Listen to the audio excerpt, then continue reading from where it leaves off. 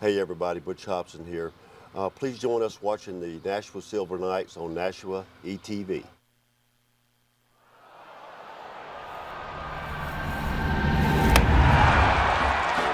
Ladies and gentlemen, boys and girls, children of all ages, act like you know. It's going down, I'm your captain. It's going down, I'm your captain. It's going down, I'm your captain. It's going down, I'm your captain now. It's going down, it's going down, it's going down, it's going down, it's going down. I'm your captain. Hello everybody now. and welcome to historic Holman Stadium. We are sun-drenched on the morning of the 4th of July, 2025.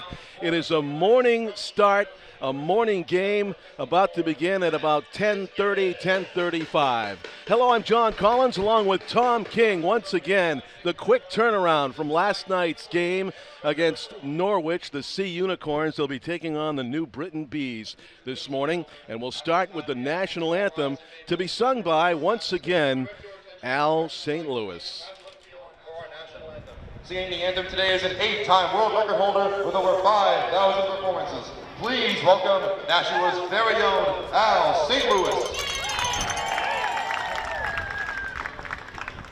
Oh, say, can you see by the dawn's early light what so proudly we hailed at the twilight's last gleaming, whose broad stripes and bright stars through the perilous fight o'er the ramparts we watched were so gallantly streaming, and the rocket's red glare, the bombs bursting in air, gave proof through the night that our flag was still there.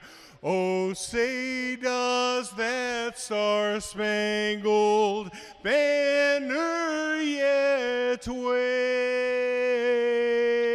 wave o'er the land of the free and the home of the brave? That's Al. I wonder what the dog's name is. We'll have to I find don't. out. Well, I mean, we think it's Al. It might have been the dog. You know? Great Could have canine been. ventriloquy right there. He could have a little microphone underneath that kerchief. Telling you, Al's sneaky that way. You never know. Tom, it's a morning start for you and I. It's a beautiful 4th of July day. Boy, I'll tell you what. We've had some rainy fourths, but we've had some, in the middle fourths. Yeah. This has got to be a top 10 fourth. Air is very dry, low dew point, and it's just perfect. Absolutely It is perfect. You know why it's a perfect day? This day takes the cake. And speaking of cake, what was in your booth when you walked in this I morning? would have talked to you during the Open, John, earlier, but Right. before the anthem, but I couldn't because my mouth was full with the donuts that Pete Johnson got us. Thank you very much, producer Pete. He DJ came Petey, through. DJ Petey Pete spins the tune. I'm just going to throw it out there, Tom, that I also brought you donuts, but I got topped by Pete's nice spread in there. So Oh, you did? I did. It's a couple of the same ones that you have in there, though, from Duncan. So what'd you do? You ate the ones you bought? no, that's still here. I'm giving it to Michaela and Katie There you and, go, and right, Dylan. yeah. So Yep. yeah, there's plenty. So thank Plenty you to to Pete go. for hooking them up and keeping them quiet. That's I was exactly going to it. make you pick one out and eat it on the air for all that begging that's you fine. did. Yeah, but it's better if you do it on camera. There's no camera on me in this Yeah. in this booth. So The Silver Knights are looking dapper, Tom, in their red, white, and blue Star and Stripe themed uniforms. yeah, they are, and they get the red, white, and blue bases and everything else. I mean, this is Yeah. just a good holiday. It's a decent crowd. It's going to be I would imagine with the 10:30 start, it'll be a little bit of a late arriving crowd since it was originally set for 11. So It was an easy drive in this morning. I got to say, people were sleeping late. Yeah, there was nobody on the road, that's for sure. Yeah, it was great. This is a big game, John Collins. These two teams are tied.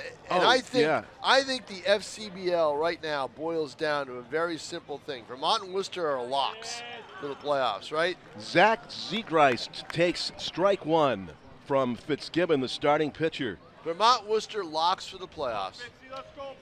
Yeah. Westfield probably a lock to finish last. So that leaves 3 teams in the 16 league. Norwich, New Britain, these New Britain Bees, Norwich, who was here last night, and Nashua. 2 of the 3 will make it, 1 will not. In terms of the 14 playoffs at around August 8th or 9th, whenever the regular season ends. And that's the way it boils down. So these games against New Britain and Norwich are critical games. And with this being only a 7-inning contest, every out, every run is magnified. Exactly, you know. And the first out is recorded as Matt Fitzgibbon strikes out Zach Seacrest with a outside pitch. It was probably a ball, but he chased it, and it's a first strikeout of the game. Also for Matt Fitzgibbon. He's got an ERA of around 3.70. But the thing with Matt Fitzgibbon, John, is he's on an easy for me to say at 10:30 in the morning. He is on an innings limit from his school, so he's got maybe this start and 1 more left. Yeah, some people might think when they hear you say innings limit, that it's like, okay, he can only pitch 4 innings per game. No, you're talking about the whole summer, right? The whole summer. He is on a summer innings limit. And he's getting close to it. Yep. So he won't be around for the playoffs then. No, I mean, unless he's, unless they say, okay. He won't be around for August. Maybe use you for an inning here or an inning there and skirt it that way. Yeah. But right now, they're auditioning pitchers that because they're going to lose Will Perkowski also. He's got a strained oblique. So he's out. So that's 2 starters out of the rotation eventually, and 1 immediately, 1 eventually. And now they have to audition pitchers for that are on the roster now for those 2 spots. The 3-1 pitch to Caleb Miller, 300 hitter for New Britain, and he fouls it off. So the count has gone full to the 2-hitter. Top of the first inning at so sunny Holman Stadium. Yeah, Fitzgibbon is not a big kid. He's 160 pounds. He's 6'2". He's got to fill out, and he's from St. Joseph's University, sophomore entering. He walks. Oh, did not go on the check swing. Yeah, he didn't get the call. Did not get the call on the check swing. So a strikeout and now close. A walk. It was close. It sure was. Yeah, could have went either way. Yep. And Miller is on board. Here's Julius Rosado, third baseman from South River, New Jersey. He's entering his freshman year at Rutgers, and he is a big guy. He's 6 feet, 205 pounds. For, what you would think an 18, 19-year-old entering freshman. Swinging at first pitch, he fouls it off to the right. Yeah, so Matt Fitzgibbon's just got to go home and maybe eat and work out for the rest of the summer, right? Put some weight on, you would think. That's the plan. Look at the sun, the shadow, Tom. It's behind the right fielder at this time of the morning. A tough field. Holman Stadium is notoriously tough for right fielders in the evening, but not this morning. And that's a stolen base for Miller. Yep. Got a good jump. The throw was a little bit high to the right field side, and he slides in safely. So in scoring position, we begin the sesquicentennial celebration for America tomorrow. The build up to the 250. Easy for you to say. Yeah, I was going to say that 250 times fast, but we have time constraints. That's a strike right down the middle. 1-2 is the count to Julius Rosado. So, but we're talking about 500 today. 2 500 teams. The Silver Knights 16-16 coming in, and the New Britain Bees 15-15. Swung on and missed. So it's kind of a big game statistically, and that's his second strikeout. Wow, he made quick work of the 3-hitter. Boy, he sure did. I was looking up and I was saying that can't be the last strike, is it? And it was. So it was a changeup. He was way out in front of it. A walk and a runner at second, and too many times runners have stolen on the Silver Knights. I don't have the numbers. I've got to take a look at them, or I'm going to ask the what I call the nerds, the stat people here, to get me those numbers, because I believe teams are stealing at a high rate on them. And it's the opposite for them, that they are getting thrown out more often than not. Ryan Perez, DH in the cleanup spot, batting just .219. He fouls it through the wickets of the first base coach. We have our game's first error. As he gets booed. Poor guy. That's the one you're better off not trying for it if you don't doubt get about it. It was kind of hit hard. I don't think he really want any part of that. At this time of the morning, stick to the donuts. No sizzling ground balls between the legs. Good block behind the dish with the Silver Knights. Will Burns doing the catching today. Dave York at first. Patrick Schrake at second. Nigel Sebastianelli is the shortstop. Joe Zork over at third base. Cole Patterson's just about straight away in center. The pitch is outside. Well, Fitzgibbon probably needs to pitch to contact. Let's see if he takes something off on a pitch that he struck out Rosario on. He's got the lefty on lefty matchup and two strikes on the hitter. But he's a straight pull hitter. Oh, a good location, and spoiling it with a healthy hack was Perez. So we'll do the 2-2 pitch again. 2 and 2 outs. Top of the first inning of a 7-inning contest. City of Nashua gave away a lot of free tickets to this one. In addition to that, kids under 12 free admission and only $5 otherwise. It's a great deal on a beautiful day. Got him. Swung on and missed. He got 3 strikeouts in the inning. Great job around the walk. It certainly was. Yep, no doubt about it. So 1 inning in the books. The Silver Knights have the chance to take their first lead of the game. Whoever wins this game will be above 500 by a game, and whoever loses it will be below 500. And they could flip-flop in the standings as a result. And Nashua's got a tough weekend. All right, they've got the morning game here, which is it's home, but it's still an adjustment. Then they hoof up to Vermont for a game tomorrow in the evening, right? So that's a nice 4-hour drive, maybe a little bit over 4 hours. And then they've got to leave Vermont Saturday night, drive back to Nashua, and be in New Britain Sunday late morning for a 1:30 start at New Britain on Sunday. That is a tough weekend. And what Nick Carino told his team last night was, look at it this way. Look at it as a 3-game series, okay? As if you're playing the same team 3. They're playing 2 of this, same team twice, but look at it as a 3-game series. Win the series. Win the series. Take 2 out of 3 or whatever you have to do, but win the series. That's how he said this team should approach this weekend. So we'll see how that works. All righty. And as I think you may have mentioned, New Britain had yesterday off. They had a rain out. They believe they were in a rain delay, and then it just got wiped out. In Vermont also, I think it was up in Vermont, I'm not sure. But Nashua's game last night, bottom line was that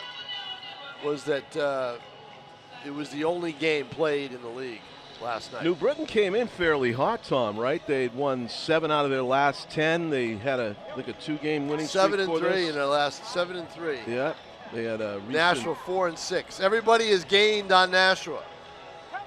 All right, Norwich is now just 2 games back. Norwich was buried earlier in the week. Nashua had a chance to bury them even further and basically knock them out. As weird as that says for this time of year, that would have been the goal. Yep. Knock them out, and did not happen. They lost 2. Instead, they gave them life. So to the bottom of the first we go, and Patrick Schrake, a very versatile infielder, leading off for the Silver Knights as Ernie Little continues to be on the show. Yeah, you just said it. Ernie Little continues. It's his back. They say he feels good. He's moving around. They don't want to rush it. They also want to take another look at him to see if there's anything they missed. Oh, yeah. To make sure there's nothing else going on. and rule out some things, and then they hope to have him back Tuesday. But you know what? Backs are tricky, John, and it's just. They are. I don't know. I think if he comes back, he's going to come back for a home game. I don't think you want somebody with a bad back sitting on a bus. Do you? For No. 2 hours, or 3 hours, or 4 hours, that doesn't work very well. Patrick Schrake leads the Silver Knights in runs scored with 20. He's got a 1-1 count here against the starting pitcher for New Britain, Ben Oliveira. Throws low, 2 balls and 1 That strike. leads to the depth of the team, where you lose a little. Who was your catalyst? I mean, the guy was on base all the time, and you can put a Schrake up there to lead off. That's good depth. It is. Hard hit the left side. Carlos Irizarry, high throw. Yep. It's an error. He's got to get back to the bag because he turned. He's going to be out. Oh, that's unfortunate. Oh, man. The catcher backing up.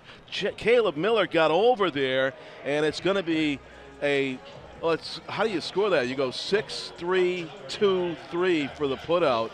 Man, are you kidding me? Oh, you've got to be more alert than that, right? Yeah. He turned towards second, clearly made a move to take the extra base. Right, he turned towards second. That's the mistake. Could not get back. No. The catcher, Caleb Miller's hustle pays off. Ooh.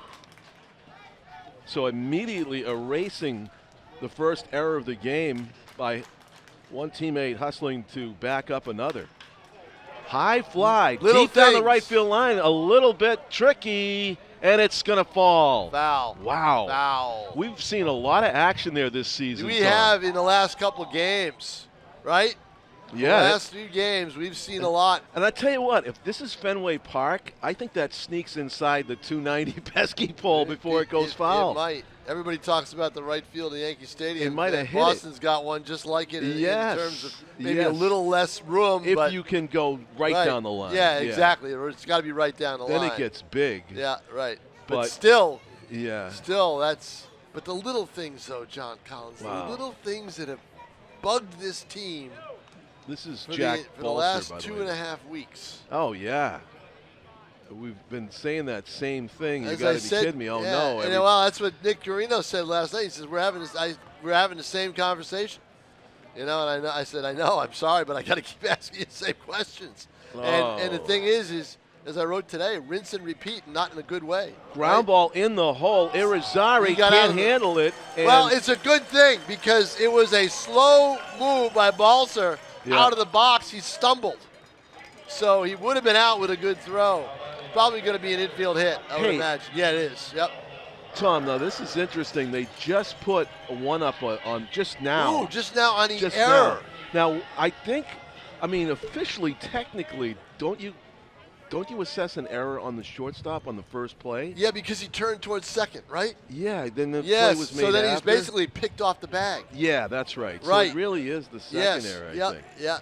But yeah, no, there's no error on just that. I don't think there's an error on that I play. just happened to look up and I saw it go from 0 to 1 on that play, which you and I would probably score that a hit because it was in the hole, right, and not assume the out, right? I'll have to ask the students. Yeah. Score is right there, so we'll see what he says. So here's the funny thing. I think one error is correct, but it's assessed on the wrong play. Well, did he have the hit up already when? He did. He had the hit. He had the non-error for the Schrake. Oh, play. really? So Schrake was given 0. a base hit. Yeah. No, that couldn't be. That couldn't be. Well, they just probably assumed because there was an out on the play that you don't put up an error. You know what I mean? But you have to, I think. And that's hit off the first baseman's glove. Did he tag him? He did. Did he get him? Oh, he got him. I don't think he did. I saw the umpire at second give the out call, Tom. He did it again. Wow. Yeah. And he's standing at the bag. He doesn't think he was tagged. He gave the fist 3 times now. He saw it. Yeah, he doesn't think he was tagged. Yeah, and the first baseman goes, yeah, he's got it. He's telling you he's out. Base umpires. That was Tim Hennig, everybody, that made that play. Very heads-up alert play by the first baseman who knocked down a one-hopper off the bat of Will Burns, who's a pull hitter, and he tried to pull it in the hole, but Hennig got over there. Nick Carino was going to have a chat. Yeah. Yeah, so I caught that. What happened there? He just tagged him on the hip, and then the second base umpire immediately gave the right fist pump for the out. And they're going to appeal to home plate. And he's not going to have the angle at all. How could he see it? No, even if he could see it, he can't tell you if there was contact between the runner and the glove because he's on the wrong side of the play. Did you think he tagged? I mean, I did think he tagged him, You but did, the all right. reaction of the runner. Those at home will have a replay and be able to see it. Dan Young, I believe, is it Dan back at the studio? But Yeah. yep. And Nick Garino does not think it. Doesn't agree with the call. I don't blame him. I didn't think he got him. I thought he avoided it. You know, the way Balser reacted at second base, it was like as if he was sure he was not He touched. was, I know, exactly. Ripped to left for the game's first clean hit into left field, and it is Jake Hardy who's been hitting the ball hard last night and today. All right, John Collins, this team ought to have, at the very least, bases loaded, nobody out. You know, yeah, you're absolutely right. Look at how it started. Bases loaded, Yeah. nobody out. All these little weird things going wrong. Patrick They've got to Trigg be turns more the wrong alert. way. They've just got to be more alert on the bases. Balser gets nipped. If Balser doesn't get tagged by the first baseman there, Tom, you saw the play at first base. Right? He was going to be safe. Yep. So, Al St. Louis waving high. Al, what's the dog's name? Too late. Snickers. Snickers. Oh, there it is. Ground First ball, out. easy play, and Yep. so somehow Ben Oliveira gets out of all that unscathed. All right, John Collins down I go. I'll be back. I'm going to try to keep it to an inning, hopefully. If I was down there this inning, I would have had a lot more. Yeah, I Yep. know, right? So, all right. All right, hurry back, Tom King. As we go to the second inning of 7 innings scheduled on this 4th of July holiday game that starts at 10:30 in the morning, and we are told we got to be out of here by 1 p.m. latest. So hopefully we get a really good ball game in the next 2 hours. The city of Nashua will be taking over things. I want to welcome our Tingsboro viewers once again to our festivities here at historic Holman Stadium, and to our Nashua ETV telecast. Thank you for joining us once again, Ronnie Camille and the folks in Tingsboro, as we watch our 4th of July tug of war. Scoreless after 1. After some adventures on the base pass for the Silver Knights in the bottom of the first inning, they do come up empty.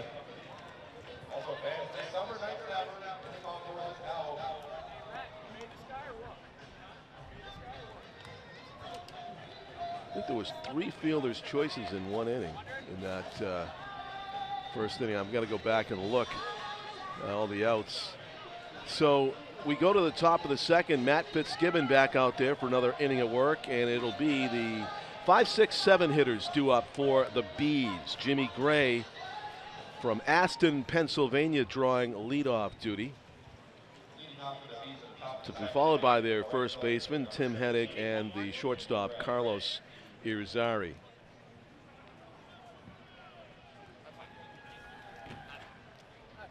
The Bees in there, I think it's black. It might be dark brown and yellow themed uniforms. A little bit like the Padres theme in person. Lefty on lefty here. Jimmy Gray up for the Bees against the lefty Fitzgibbon. He fists one to third, and it's going to go right through the wickets of Silver Knights third baseman Joe Zork. So an unfortunate start to this inning. Had a lot of spin on it for sure, coming off the handle, the fists of Gray, but a play that Zork, I'm sure, has made many times, eludes him, and it's a E5. Jimmy Gray on base to begin the second inning for New Britain. Tim Hennig from Wantagh, New York, attends Binghamton University. He's entering his sophomore season, 6'1", 190. A lot of lefties in this Bees lineup. Matt Fitzgibbon, again, staring at the runner and throwing to a left-handed batter. That's a strike on the outside third, and it's a 1-1 count to Tim Hennig, who made that heads-up play defensively in the last half inning, tagging out the runner after knocking down a one-hop line drive as the runner was going past him, behind him. Slapped the tag, tried to turn the double play, but the batter had beaten it out in the meantime behind him. That's a pitch that got right in his kitchen, up and in, and jammed him as he fouls it off to the left. The runner seemed to be bluffing to go, but didn't go anywhere. Gray back to the base. 1 on, no out, second inning. Bees in a scoreless game, scheduled for 7 here on the 4th of July. Happy Independence Day, everybody, however you're celebrating. Fitzgibbon checks in at first base. Gray saw it all the way. He was back in plenty of time.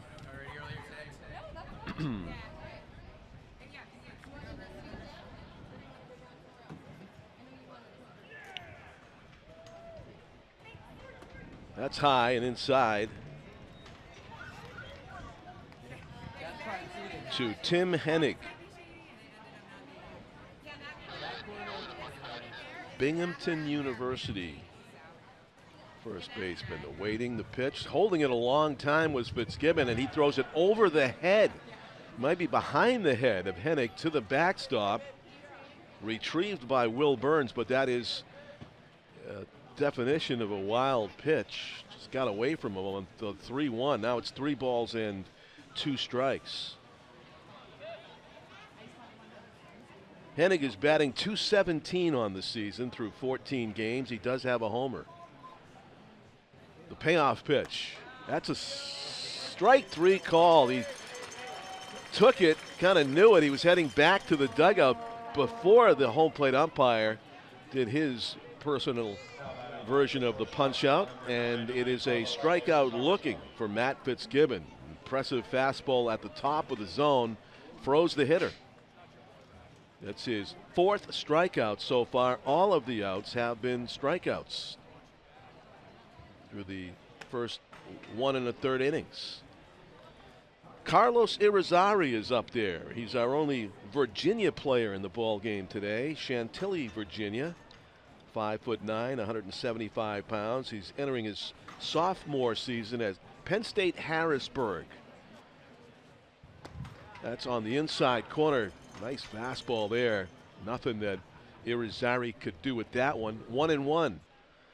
And I'm sure they wouldn't say Harrisburg if it wasn't different from Penn State University. So a lot of different educational institutions in the great state of Pennsylvania. Got a prominent baseball birthday from Pennsylvania too. Born on July 4th. Pennsylvania people probably know this. The 1-2 pitch to Carlos Irizarry. He's way out in front of the changeup at 80. What a great mix of pitches to get his 5th strikeout. This one's swinging. Matt Fitzgibbon has 5 strikeouts through the first 5 outs of this ball game. He did allow a walk. The runner at second reached via an error and got there by a wild pitch. That is on Fitzgibbon, but he's been nearly perfect. And yet, New Britain has a great chance to score the game's first run with a runner in scoring position.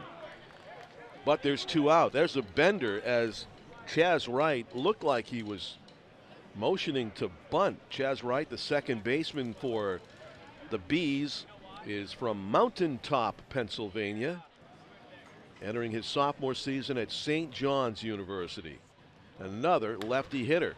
He inside out, this one to left center, a bit of a jog for Cole Patterson. He dives and makes the catch and saves a run. Cole Patterson with a brilliant play in center field, a defensive web gem. A welcome sight for Silver Knights fans who have seen maybe one too many errors lately, but that certainly was on the opposite end of the scale. A diving catch with 2 outs to save a run. That run would easily have scored from second base. So we go to the bottom of the second inning. It is 0-0, New Britain versus Nashua.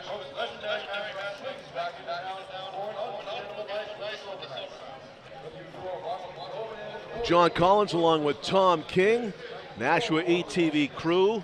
Michaela Savageau handling the home plate camera next to me. Dylan Smith with the first base camera. You're seeing a lot of angles from that way, first base side. We had a lot of action certainly on the first base path so far today. We have Katie Doyle and our executive producer, Pete Johnson, manning the controls, also in the booth here at Holman Stadium. Dan Young with replays back in the Nashua ETV studios. You couldn't have ordered up a nicer weather day than this at historic Holman Stadium for our 4th of July contest, and certainly the city couldn't have gotten any better weather for what they have planned today.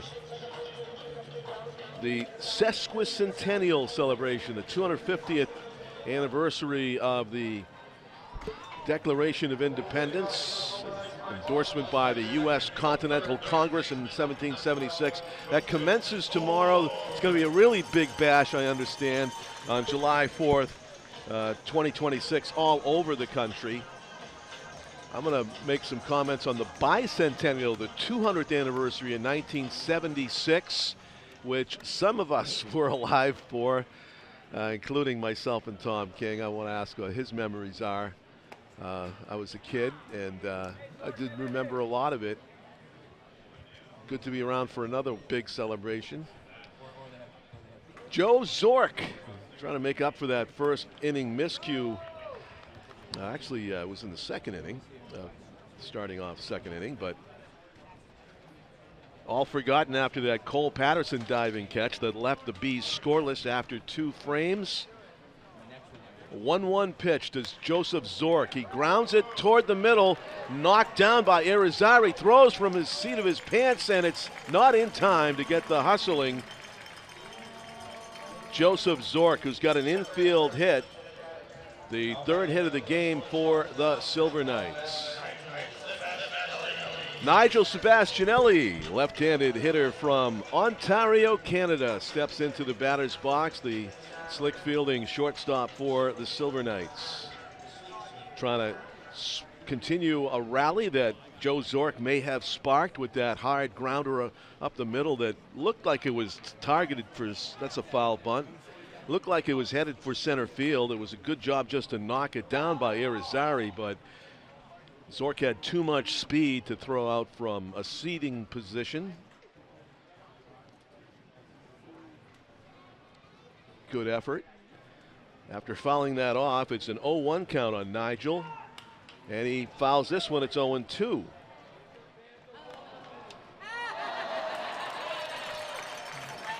Had a play off to our left on the ricochet, apparently. Sometimes we get obscured from some nice plays in the stands here at Holman. The pitch. This Holman's going to have its centennial coming up in probably, what, a dozen years?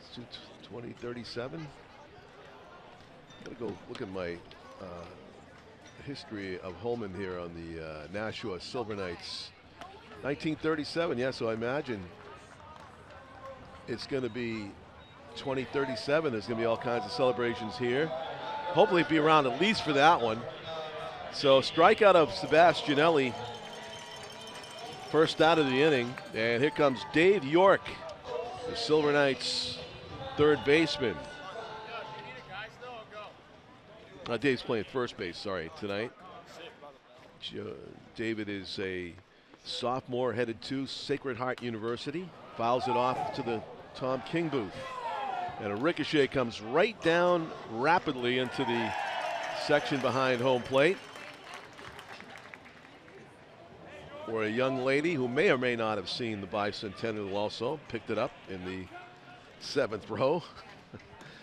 There's a slow breaker in the dirt, and the throw nearly nicked the runner. It was off to the right field side, though, and a stolen base for Joseph Zork, who had the element of surprise probably going for him. He was really dormant over there for at least a full hitter, and instead of being able to bunt him over to second base, Silver Knights steal a base. Joe Zork gets down there. It was a pretty good throw from the catcher, Caleb Miller, but he had the handicap of a slow breaking ball to try to throw him out on, and that helped Zork's cause in stealing the base. 1-2 count now on Dave York from Toms River, New Jersey. And he gets jammed and fouls that off to the right. Tom was right about the late arriving crowd. It certainly has filled out, especially down in the seats right behind Holman's home plate area, where I always point out, if you're in the first row at Holman, you are closer to the catcher than the pitcher is. I'd say you're only about 30 feet away from the catcher, if that. And of course the mound, the rubber's 60 feet 6. That's a breaking ball, misses outside.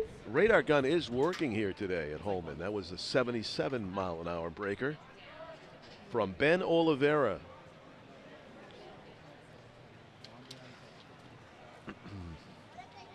Peers in for the sign. Here comes the 2-2. Silver Knights looking to plate the game's first run.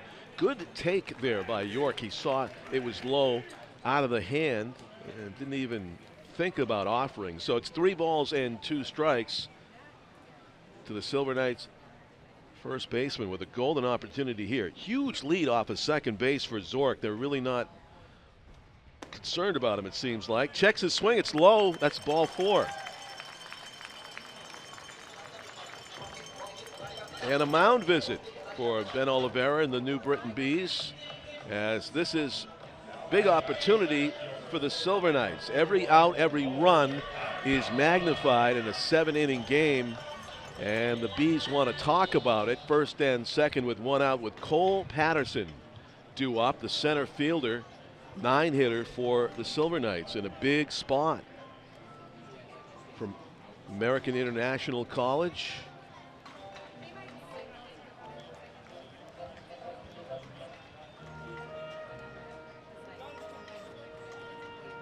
Junior this season coming, and he is from Winchendon, Massachusetts. Cole's in a big spot here. It would be nice to start the fireworks early at Holman via the ball game. Silver Knights sure had a tough time offensively last night. They were nearly blanked entirely by a crew of Norwich Sea Unicorns pitchers who were throwing up zeros all game. Silver Knights also had some base running gaps. They're trying not to make another one, and it's a slow save call. Oh, everybody holding their breath about whether we've had our second pickoff of the game of a Silver Knights runner. That would have been devastating. Take the RBI opportunity away from Patterson before he saw a pitch. Cole with that exaggerated crouch in the left-handed batter's box, and he takes one down and in. If you look at him, probably from the center field view, you could probably see at least his elbow is over the plate in the strike zone as he begins. Maybe his hands are in the strike zone as he gets set to hit. That back foot really encroaching on the chalk toward home plate. Fouls that one back. You hear from some of the baseball lore that a guy that crowds the plate with an open stance like that is just inviting you to throw it inside because he loves it in there. But I'll tell you from firsthand experience that you don't love it right on the inside corner. If you can hit that without hitting the batter with the hit by pitch, it's a tough pitch to handle for a guy that stands this close and crowds the plate. But that's the gamble for a pitcher.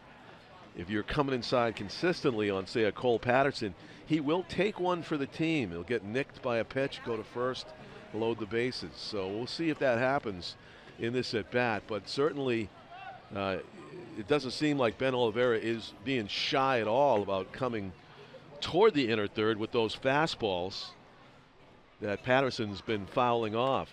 That was a high fastball, might have been just above the zone. Cole wasn't taking any chances, though, and he had a healthy hack at that one. That would have went quite a distance if he squared it up with the high heat from Oliveira, who doesn't seem to be veering away from that pitch choice. Let's see if he goes back to it. Quite a battle here with the 9-hitter Cole Patterson versus Ben Oliveira in a scoreless game. 1 out, first and second for the Silver Knights. Hits it to left. Is it fair or is it foul? It's a foul ball. And a collective groan of disappointment from the Silver Knights faithful. That was a classic moment. Because that would have been pretty good. Pretty good. There would have been at least a run, you would think. Joe Zork had a healthy lead, and he knew that nobody was going to catch it. So he probably would have scored from second. But we'll do the 1-2 again. It's been 1-2 for a while here with Patterson fouling off pitches. Rips it high to right, and it's going to fall in front of the right fielder. And no chance to, it was off the end of the bat. Misspoke about the rip. It was more toward the end of the bat. A little moment of excitement, but no advancement for the runners on that. It ended up being a fairly shallow fly ball. So big hack, not the sweet spot on the barrel. 2 out. Back to the top of the order, Patrick Schrake, certainly capable of driving in that run with 2 outs. He is a tough out to get at the top of the order. He hit a ball in the hole. It looked like an infield single. Shortstop airmailed it, but it looked like that Schrake might beat it out. And then he turned the wrong way. Takes a strike in the outside corner. He turned towards second base as if he was going to run on the overthrow, and he didn't realize that B's catcher, Caleb Miller, had hustled all the way down there and was backing up first base on the throw.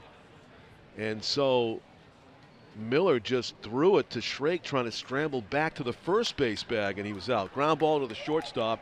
Stays right on the turf and on the dirt for Irizarry to make an easy throw to second to end the inning. So fielder's choice ends the threat, and the Silver Knights come up scoreless. So they do make a little noise in the second inning, but nothing to show for it. And we go to the third frame. It's a 0-0 contest here at Holman on the 4th of July, 2025.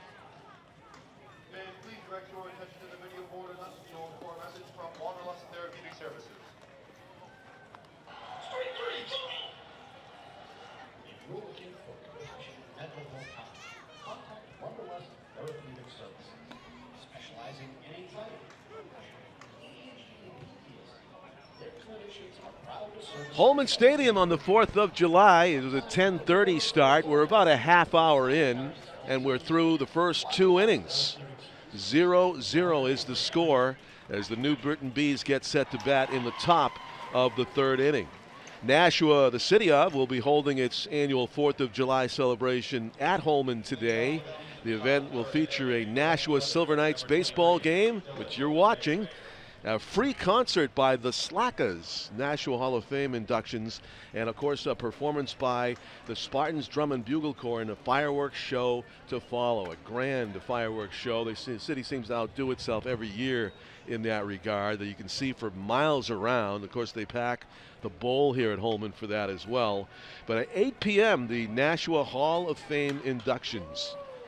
High fly to right field, hardly having to move in right is Jack Balser, and that is 1 up, 1 pitch, and 1 down in the Bees' 3rd inning. As it was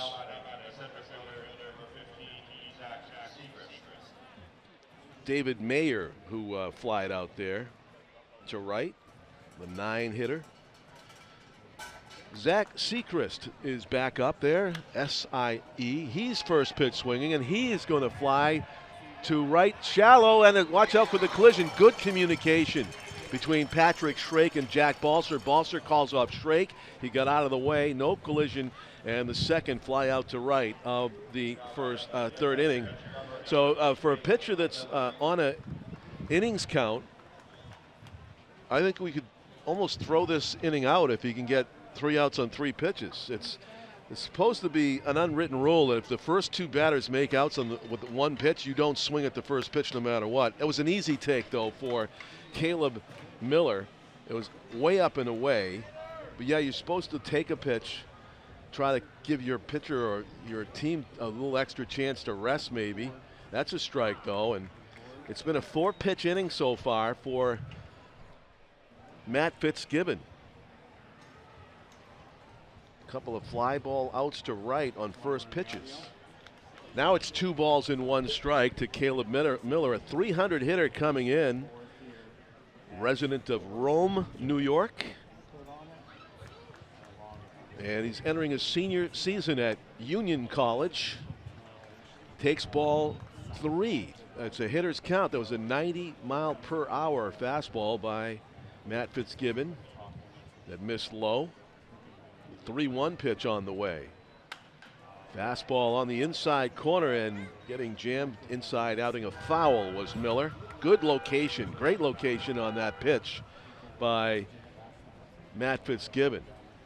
All kinds of tied up, a good hitter in Caleb Miller. Caleb not a big guy in the batter's box, 5'7". 190 though, very solidly built. He takes the ball 4. He worked the walk after 2 quick outs. That's a key development for his team. Instead of a quick inning, 1, 2, 3, and back in the dugout. The Bees are gonna try to cause some problems. Stir up a bee's nest. Julius Rosado, the 3-hitter out of Rutgers University, South River, New Jersey. Actually entering his freshman year at Rutgers is Rosado. Decent lead off of first base, off of the lefty. Doesn't go. It's you would think Caleb Miller, top of the order guy, may have some speed, maybe a threat to steal.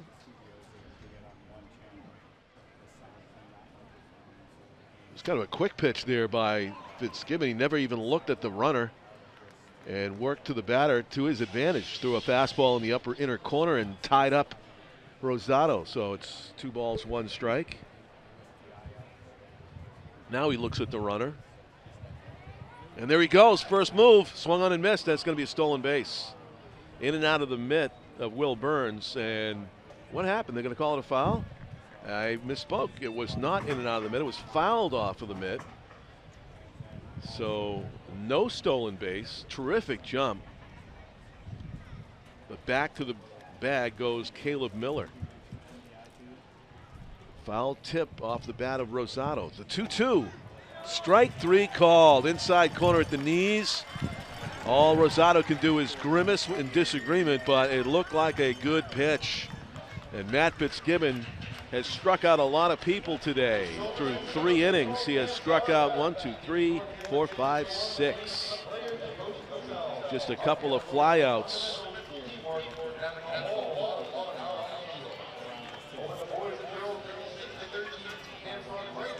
And yeah, mixed in.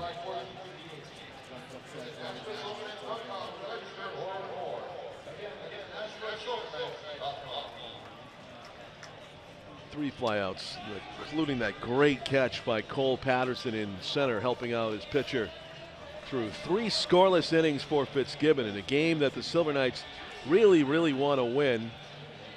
Coming into this at 500, 16-16, tied percentage-wise with the team that's breathing down their neck. These same New Britain Bees at 15-15 in the middle of the pack, vying for the playoff spot behind the top team, the Worcester Bravehearts, 21-9. They're having a very impressive season with Pinkerton Academy star Jackson Marshall now in the fold. I should say SNHU star Jackson Marshall, the home run hitter, the gargantuan first baseman who someday may move from Dodd Field or Fitton Field over to where the Woo Sox play. if things keep progressing for him as they have been. So we have seen some actual major leaguers progress through this league. I mean, most notably, see him on TV every day playing for the Yankees, Ben Rice, who was a Futures League player for 2 seasons. You know, he was a really good hitter in the Futures League, but he's taken off as a home run hitter at the major league level, just taking full advantage of that short porch at Yankee Stadium in right field. That's a first pitch swing. Jack Balser gives it a ride. It's off the wall on one hop. Balser with a titanic shot to right field starts things here in the bottom of the 3rd inning in a very long and loud way. That's the kind of fireworks we want to see on the 4th off the bat of Jack Balser, who's now 2 for 2.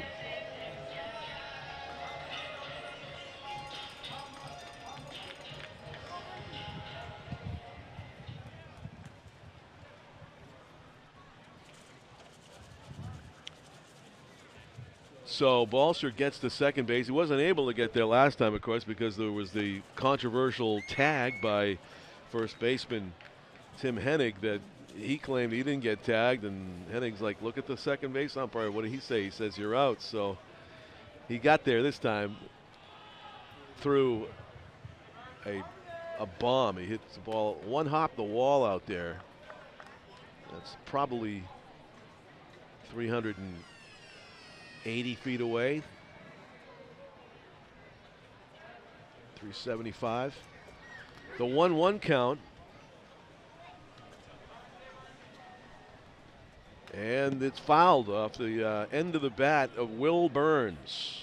Burns is the one that hit that one hopper to Hennig, the first baseman, that turned into a argument whether the first baseman Hennig tagged the runner or not. Burns beat out the back end. The pitch lofted to left, foul. 1-2. Bases painted red, white, and blue today from first to third. And the Silver Knights looking dapper in their Stars and Stripes themed uniforms as well. There'd be a huge cheer from a growing crowd here if they can score the game's first run. That's a long fly down the left field line, but it's going to be an easy play for David Mayer. He got himself way over there positioning wise before the ball was struck. They kind of knew, it seemed like, that Will Burns was going to hit it the other way. It wasn't all that long of a run for Mayer in left field, surprisingly. So after the leadoff double, fly ball out. And here's Jake Hardy, who's been hitting the ball solidly last night and today with his base hit to left. First pitch swinging right at the shortstop. And Irizarry's going to go to third, and it's dropped. It's going to be an error on the third baseman. It was a perfect throw from Carlos Irizarry, the shortstop. He put it right on the glove of the third baseman. Julius Rosado just tried to tag Balser before Jack got there. Jack would have been out. He actually put the glove on him, but the ball wasn't in it. So second error of the game for the Bees. And now here is Joey Curran. Jake Hardy looked like he was going to go, and then he changed his mind. Didn't get a good enough jump, I guess. Caleb Miller has an excellent throwing arm behind home plate, the catcher for the Bees. I would not be surprised if he attempted to throw the runner out at second, but you got to watch out for Balser at third. He's going to throw it, and he's out at second base, and the runner from third doesn't go. Oh, that's I think you got to make him pay when they throw it all the way down to second. Get your good primary lead and maybe take off.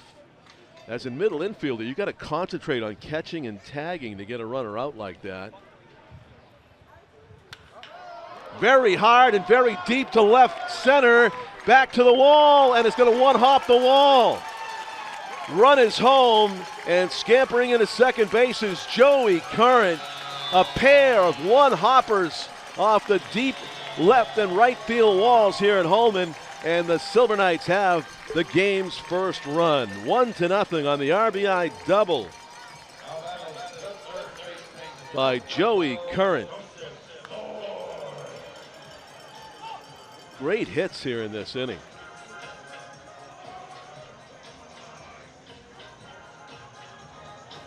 Caught stealing with 2 out.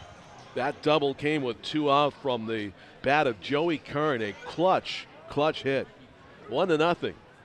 And now with an RBI opportunity is Joey Zork, the Princeton University third baseman. Looks at a ball outside from Ben Oliveira. Finally touched up for a run on the Silver Knights' 5th hit of the game. Took 5 hits and 2 loud doubles to get a run home. The pitch, that's high. Silver Knights almost had a couple of runners. They had 1 runner caught stealing. They had almost another runner nabbed at third, going to third base on a ground ball to the left side, which is technically a base running error, but the error by the third baseman allowed the Silver Knights to get that run home, because Balser was the one that scored from third base after reaching third on the fielder's choice. 2 balls and 1 strike is the count on Joseph Zork.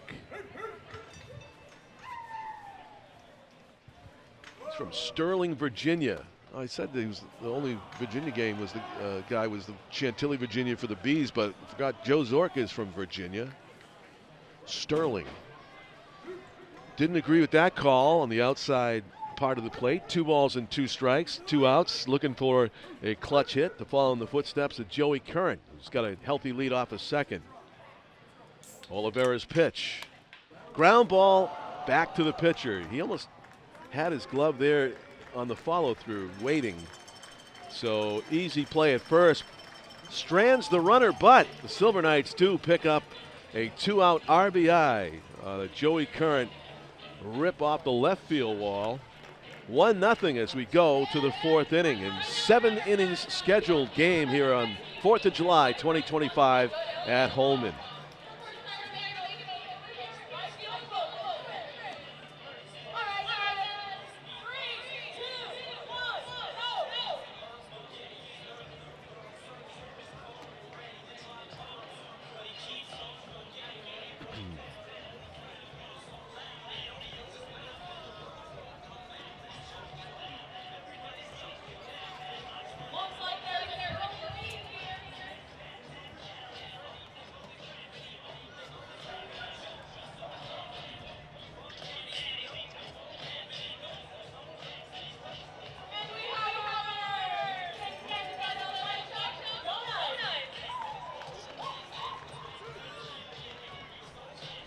So,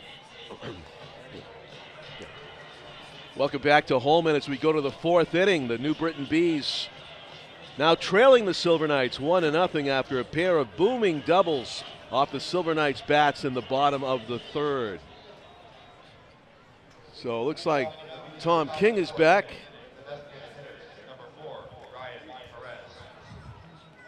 Got Tom King back in the booth, I believe. No, not yet. There he comes. Yep.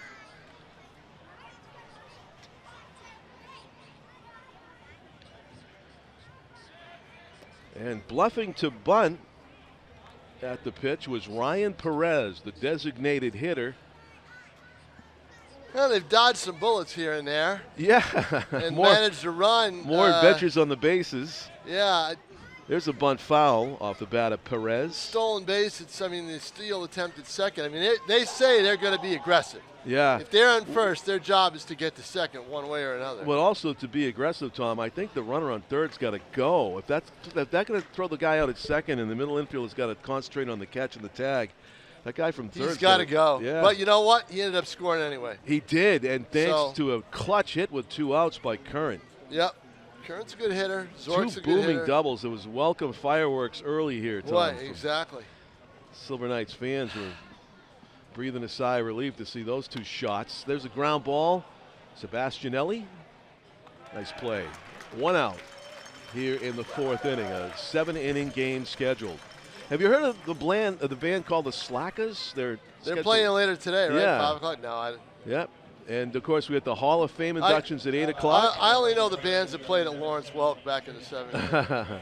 Will you be here at 8 for that Hall of Fame induction? John, please, John. You got to be there. No. No? No. I've written a lot about it. It's in there today. That's enough. Okay. Lions Club will send me a photo. He's on holiday. There's only so much I can do. I was going to say, I've got to draw a line here. Fight the crowd, right? That's true.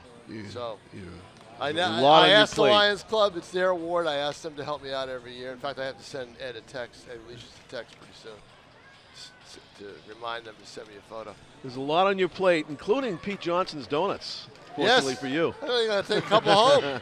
Yes, got to take There's a couple more in home. here if anybody. I mean, some of the crew next door had some too. So nice. In fact, it's Donut Day because John Creed Jr. said, "Hey, there's some donuts with you." Oh, he did not. He did, but I said no. We got some. They brought some upstairs. They said, "Okay, great." So when it rains, it pours donuts. Exactly. It really does. Exactly. Where's the donut when you really need it, though? Right. Yeah. Non-donut days. Tipped into the mid, strike 3, and Fitzgibbon piling up the strikeouts today. Boy, is he ever. As he gets Jimmy Gray right there. So let me count them up. How many you got? I got 2, 7. How many 3, do you have? 4. I might have missed one or added one. How many do you I have? have 7. 7, that's what I've got. Yep. So we're at the same. Pete Johnson getting a donut? 3 1/3. Yeah. I'll take one. There we go. That's it. Yes, a new 4th of July tradition started by Tom King. I'm sure some other people have had it. Pete's going to show the donuts on camera, and he's showing how much is gone. There's a lot gone. There's only about 4 left. I just took one. Yeah. There's more in the fridge. I got. Good Lord. Yeah. Pete had one. Take another one. Take it home. I'm going to take mine home. Breakfast tomorrow. Strike. Fitzgibbon throwing a ball at 90 miles an hour regularly on the gun here at Holman. It's got this batter down 1-2 to Tim Hennig. Lefty on lefty matchup. The pitch. Hard hit to center. Caught. And Cole Patterson, who ended the second inning on an exclamation point catch, makes an easier job of this one, but it's a 1-2-3 inning. Fitzgibbon has been hugely impressive here. I was doing donut duty. What was the second batter? That was a strikeout. First one was a ground out to short. Yeah, that's right. 6-3 K and a strikeout. Right, and that's a quick inning. 2 quick innings in a row. Well, actually, he had the walk earlier in the last inning. He did have a walk. That was nearly a 3-pitch inning. And it was almost. Yeah, almost. Right. So there's an unwritten rule that you're not supposed to. The third batter's not supposed to swing at the first pitch. Right. You cannot have a 3-pitch inning like that. Right. But it was an easy take. It was like up and out. I was just hoping he would make him hit it, like throw it right down the middle or something. But he was trying to strike everybody out. But you can see, if he's pitching like this, what a huge loss. To that rotation it would be. He's looking like an ace right here. He's a left-hander as well. And the Bees put an ill-advised number of lefties in their lineup Yeah, today. I know. They do. Like I know. 5 or 6. Right. So, Tom, tomorrow starts the year-long sesquicentennial. That's good. So what does that mean? It means that America turns 250 next July 4th. And I wanted to ask you the bicentennial, right? We're both old enough. Bicentennial was kids. 1976, correct? Yes, we were, yeah. Yes, that was a big holiday. Big holiday. What is your... It was a if I'm not mistaken, it was a Monday holiday. So I think you're right. The 4th was a Sunday, the 5th was a Monday. Yeah. If I'm not mistaken, I was at Yankee Stadium on the 5th. Were you really? Yeah, I think so. I'm surprised you don't know for sure with your memory. Your 200th anniversary of the Declaration of Independence in 1976. Yep. So I guess the 300th would be the tricentennial. I guess. And, You can try, Tom, and I can try, but we may not be around for that one, you know. There's a pitcher covering, first out of the fourth inning for the Silver Knights. If I keep my diet to donuts only, I'll be fine. Really? Yep. I think so. Dave York, the batter. After the ground out to the first baseman by Nigel Sebastianelli. As the great Yoda from Star Wars says, there is no tri-centennial for you, Tom King. There you go. And John Collins. Right. We can try. You know what the great thing is? All these kids that are playing in the Futures League here, they probably will be, they should be around for the tri-centennial. Right. They should be, right? Good for them, yeah. Yeah, exactly. But I remember bicentennial in Boston, the tall ships were all the Oh, rage. yeah, that was the big deal. Yeah. I heard about that. Yep. I was in Albany at the time. So. Fisted in the air. Is it playable? No. No, to the stands. just 3 rows in. Yeah, just teasing. So, yep. Caleb Miller, the ricochet comes back in his face. Yeah, that was the big deal, the tall ships. And there was a few other things that they had. Pre-internet. Yeah. By a long way. Oh, by a long, long way. If I'm not mistaken, the game I saw was the Yankees and the Royals. Oh. I believe it was on the Monday the 5th. We can look it up. I believe it was on Monday the 5th. New York Yankees, July 4, 1976. July 5, 1976. Okay. You're sticking with the holiday, Monday. Yeah, see if that That's was where you were. Okay. See if that was the day. I'm not sure. I might be wrong. You never know.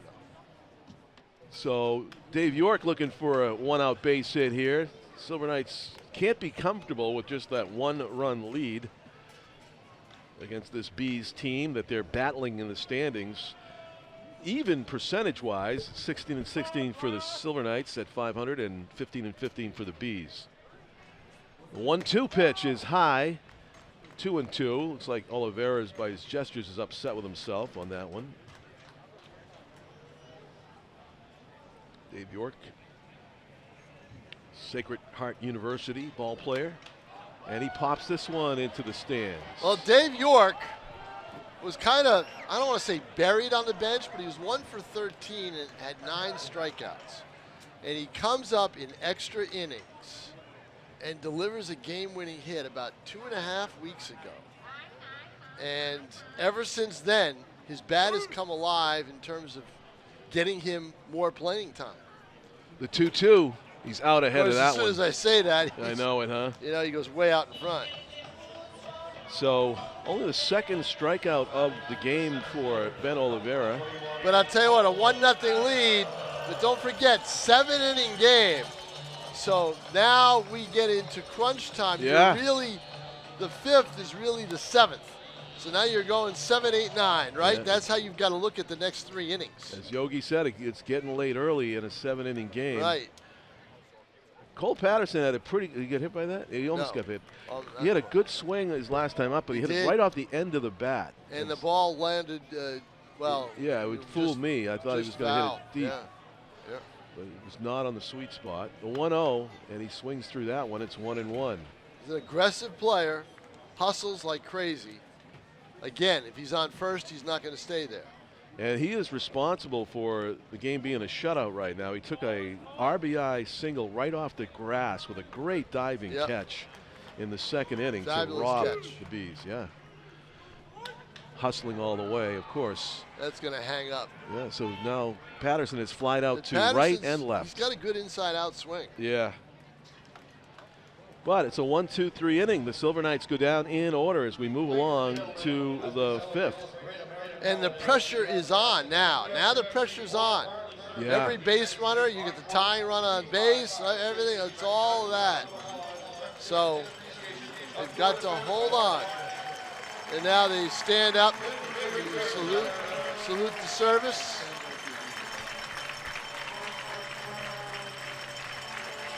Yep, I'll stand for that too. Salute to service.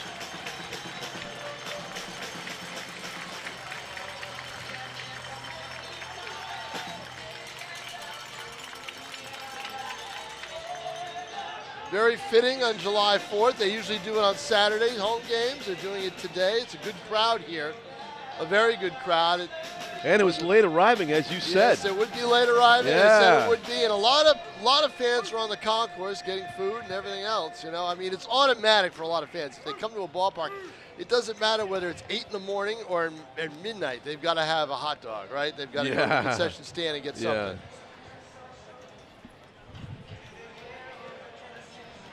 And this is a nice tradition the Silver Knights have begun, right? This is and hopefully it will continue.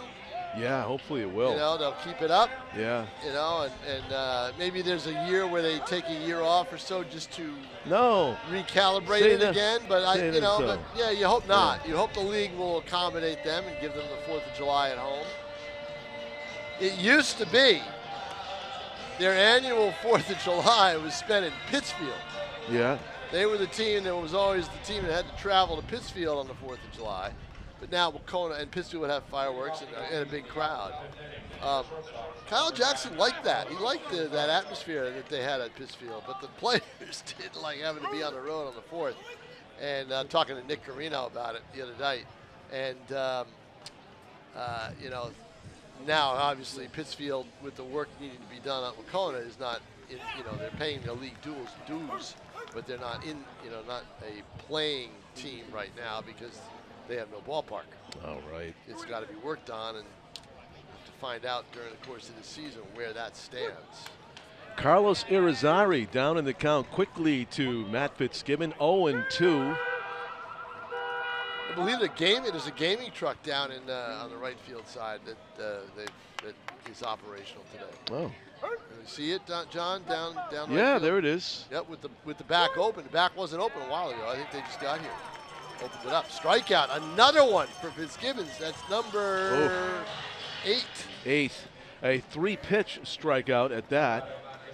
And here is Chaz Wright, the second baseman from Mountaintop, Pennsylvania. A sophomore entering St. John's University.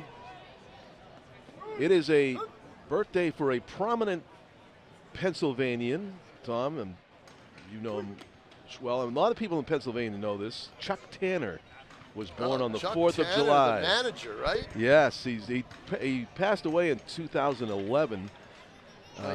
He would have been 97 today. He managed the White Sox and the Pirates. The Pirates. He managed the White Sox first, I believe. Yeah, was he the manager for the We Are Family 1980 Pirates that won the World Series with Willie Stargell? Not sure if that was.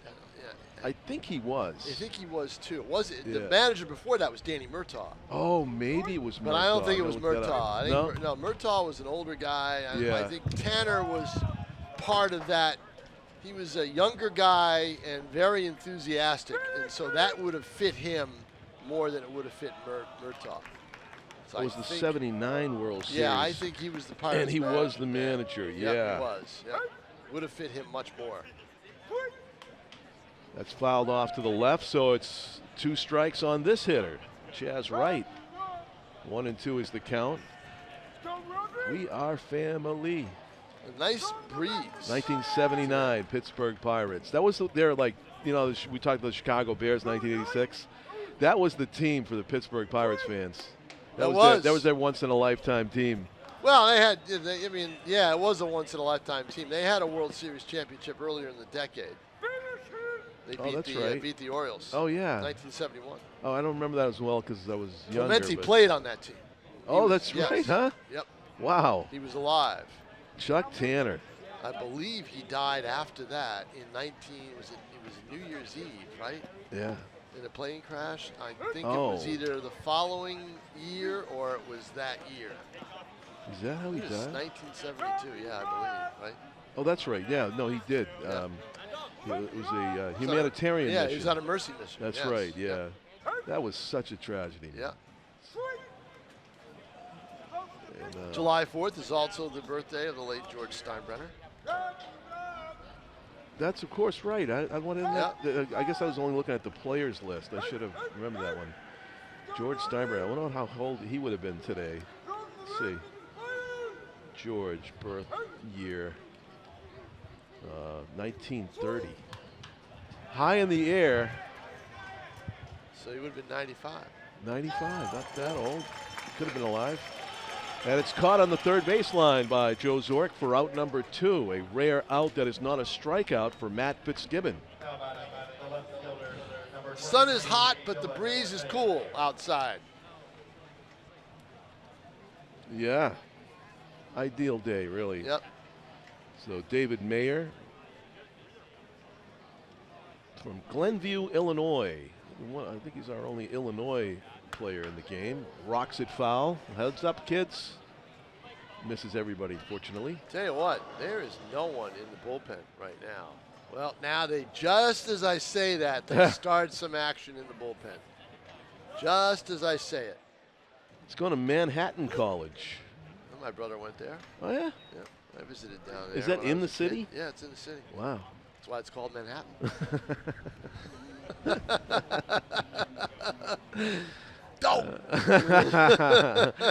Did they actually do that to them? I mean, how do you get around? It's like, must be so expensive. You walk. It's so expensive to go there, though. Well, I Probably to mean, eat, we're you know, talking back, meals you know, and- that was, I mean. Yeah, it's Yeah, like, it's- wow. I mean, how do you wedge a baseball field in there? Where do you play ball? Yankee Stadium? I don't know. Big swing, and he hacks it back. 2-2. Matt Fitzgibbon, 1 strike away from another 3 Whoa. batter inning. 1, 2, 3 inning. Here in the 5th. Just Outer mowing him part. down. That's Yep, way outer outside. part of the plate. I knew he was going to go outside. That was Yep. way outside. Sure was. Yeah. Our next game on Nashua TV will be on Thursday after next week, right? The Yeah. day is that the 11th? The 11th. Yeah. No. It's the 10th. July 10th. We did this last night. I had the 11th. I thought in my head it was the 11th. Yeah, a week from the 4th, but no, it's a week from Thursday. Thursday, so it would be Yeah. Vermont, I believe, right? The Lake Monsters? Right, the Lake Monsters will be in. So many aquatic enemies that the Silver Knights have. Good job at the plate to stay alive. You know, we finally got rid of the Sharks. Now we have the Sea Unicorns and the Lake Monsters to worry about. Yeah, I know it. Martha's Vineyard still alive as a franchise in the NECBL. So people are watching a game on the Vineyard maybe today? That I don't know. Yeah, depending on he schedule. went, and that's And it. another 9 strikeouts. 9 strikeouts through 5 scoreless innings for Matt Fitzgibbon. All 160 pounds of him, and he's lethal. So putting the zeros up, and he's making that 1-run lead stand up Right. through the first 5 innings of a 7-inning game. Will we be seeing him for the duration, Tom? Whose birthday is it? Well, there's a few things involved here, right, John Collins? Because there's zeros on the board. Yeah. So, but there is a pitcher that was warming up, not warming up now. I would imagine Fitzgibbon will get to go out and pitch the 6th inning, and then we'll see. Yeah. The dog man is back. Oh, Now, he was here last year, too, on the 4th. He had moved to Vermont. Whether he's back or not, I have no idea. speaking of dogs, Yeah. we let the dogs out song. Oh, we heard that a lot last week. That was the Pride song for 2000. Oh, yeah? It was a hit song that came out early in the summer that year. I know. And then and they adopted it, and they played it all ad nauseum here in the ballpark. I meant to point out that whole story I had about Greg Vaughn in the 2000 game at Tropicana. That was the same year. That was Right. It turned into the Silver Knights year. That was my son that was in the oven. That was, you know what I mean? That was born. And that was when you weren't able to go to do the finals. Yes, the final 'cause- game because he was being born. Yeah, so I did see the Devil Rays White Sox game when my son was still in the oven. Right, but did not see the game. The September game 3, 28th. The game 3 Yeah. of the. Exactly, which Right. I believe it was September 28th of 2000. So that's funny. Ken Cale did it on the road, and Yeah, Silver he and Knights- I drove. And Yeah. And so, 25 years later, as my son is yeah, grown. And biggest change, back to the sesquicentennial and then the bicentennial, biggest change between 200 and 250, of course, is social media, I think, you know, in a huge way. It changes every year, John. Oh, yeah. You know, it's... Line drive, Patrick Shake has done it there we again. go. Shake can rake as he gets aboard to lead off here in the 5th And inning. now we'll see. I mean, they desperately, in my mind, need that extra run. You know, you don't. You feel like it, hard to shut teams out through 7 innings. Especially if they in don't this have league. Fitzgibbon on the mound anymore. You don't know what's going to happen. Right. Here's Jack Balser, who's had a really good 4th of July. A single and a double, a booming double off the right field wall. He went the other way. 2 for 2 infield hit, and the I think he had about 375 to that spot on the wall over there? Just about. He one-hopped it low. And the question is, will Mr. Shrake be going to second base? Will he shake and Will he bake? shake Will and he- bake, will yeah, he exactly. Yes. Get down on the You thought of it about a second before I did. No, not so far. What do you think of those mitts, Tom? The base runners. You know, the first time I ever saw one was a couple of years ago. I hadn't really seen one. And I was like, what's wrong with his hand? I thought there was an injury to his hand, to a runner's hand. I didn't know what they were. Right. I could see that. Looks like a cast almost. Well, the reason they wear them, I guess now, because does anybody slide in other than head first? Right. You know, with their hands. They protect their hands. So as somebody who slid head first his whole life, You did, right? I hate them. I hate those mitts. Yeah. And I'll tell you why. Big swing and a miss. I can't tell you how many times the only reason I was safe is I used my fingers to grip the corner of the base, and my momentum, my weight would take my whole body. My feet would be pointing toward center field, left field, but I would keep my hand on the base like a iron grip. You can't do that with a mitt. No. High fly, and the whole fear is you're gonna like hurt your digits, like maybe somebody's gonna step on them or you're gonna jam them. I've seen guys jam their wrists with those mitts because the top of it catches the dirt as they're going head first. I mean, you can hurt yourself just as much with those, I think. And on top of it, you slide right off the base. Yeah, exactly. They're terrible. So I hate them. I would never wear one. You couldn't pay me. Well, you could pay me enough, but. Yeah, exactly. We all have our They price. have to put in my contract. We all have our price, right? But I would not wear one voluntarily. All right, so now we got Shrake with 1 out. Yeah. Wasn't able to get the second, an unproductive out. And the way I looked at it, it was better for him to steal with the right-hander at the plate because the shortstop was playing deeper in the hole and would have had further to go to second to make the catch. It would he'd have to catch it on the run. He was deep in the hole. Now with the lefty up, he's shaded towards second. It's an easier play for him to make. In the book and the movie Moneyball, they talked about how left-handed batters' batting averages rise dramatically with a man on first. Yep. Because you can see the hole, right? Right. Oh, did he go? No. I have him as no. They No. say they didn't. Said no. Fortunately for Will Burns, he's still up there. Yep. Actually, it was only would have been only strike 2. So it's 3 balls and 1 strike in his favor. Will Burns is a pull hitter. He will rake the ball to the right side. He's checking with the umpire now to make sure the count. They have it 3-1 up on the board. I think he told him it's the same. But yeah, he could pull the ball in the hole. He's capable. See the pitch.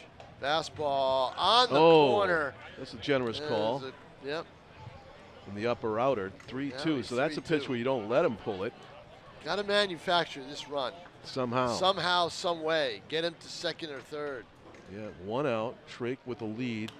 And he fouls it. That was a good spoil. That was a kind of an off-speed pitch. Off-speed pitch. Backdoor. Yep. I mean, Burns will hit it the opposite way. He did last night. Okay. Put a ball there last night. I believe it was an out. But we'll see here. Let's see. I think they're going to try to bust him up and in. The payoff pitch is grounded see? to the left side, and it's a boot. And an No error. play. An error at third. Julius Rosado Oh, with a fairly man, routine play and He just probably wouldn't have gotten a play at second. He's pointing to the dirt, whatever. he was panicking because it was slowly hitting. He wanted to rush it, and he never caught it. So now you've got the one thing you don't want is. So this is what the Silver Knights were doing, gifting other teams extra outs in last night's game, and now they benefit. Well, now they put Strand up Ryan Strand is going to hit for Hardy. Ooh, that's an interesting substitution. Yeah, Hardy must. He must be. Maybe he's hurt. That shoulder that must be bothering him. Yeah. Because he was hitting well. I mean, he wasn't a guy that you would necessarily pinch hit for, especially. And you're not putting a lefty up there. It's a righty-righty, right? Right, because Strand is going to go out and play the outfield. Okay, so right? Ryan Strand into the game. Strand is going to play left field. And in a key spot. In fact, he might have already been inserted into left field. I don't know if they made that change. I believe they made a change last inning. He fouls that one at the plate, and it's 1-1. It's a tough bat to lose in your lineup. Oh, very much. There's no way he's out of the game unless he's hurt. You know who didn't wear an oven mitt when he stole second base, the most important second base steal in the history of the Boston Red Sox? Dave Roberts. Dave Roberts. He did not wear an oven mitt. And he had to hang onto the base with his hand. By the way, those of us in the broadcast world, I listened to Tim Neverrett's radio call of Clayton Kershaw's 3,000th strikeout. Wow. Yep, it was on Twitter or I think one of the social medias, and Tim was doing it for Los Angeles radio, Dodger radio. Epic, huh? Yep. Who did he strike out? Do you know? No, I don't. Kershaw's 3,000th career strikeout, one of 20 pitchers to do it, to reach that total.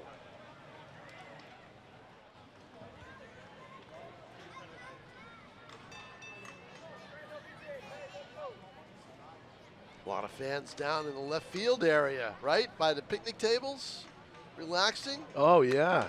Good spot.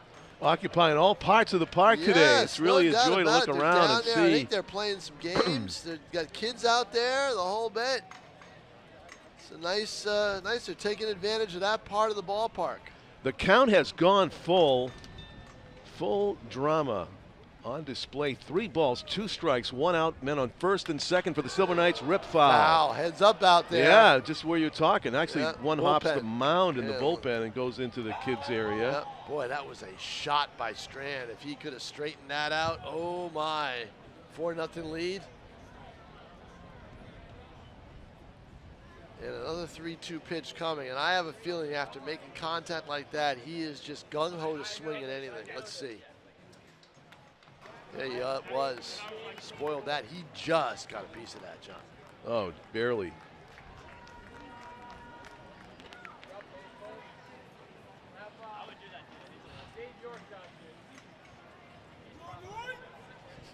I've just read 3 different capsules on Clayton Kershaw's 3,000 strikeout, and nobody put in who the batter's name was. Wow. I mean, it's just kind of annoying, you know? I know it's like... I don't know how you write around that, but they did. Here's my 4th one I'm looking at. This is by David Adler. Let's see. Thank you, David. Is he a AP writer? A bouncer. This is going to be interesting play. And out at second, not out at first. And men on first and second with 2 out. First and third. Oh, first and third. Excuse me, on the corners after the fielder's choice. So Silver Knights now a mound visit.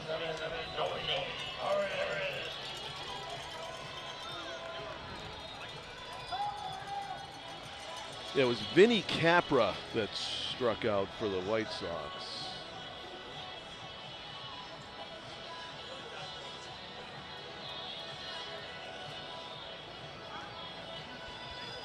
David Adler's probably a Los Angeles sports writer, I guess. But yeah, thanks for putting it in, the name in. But yeah, it was caught looking.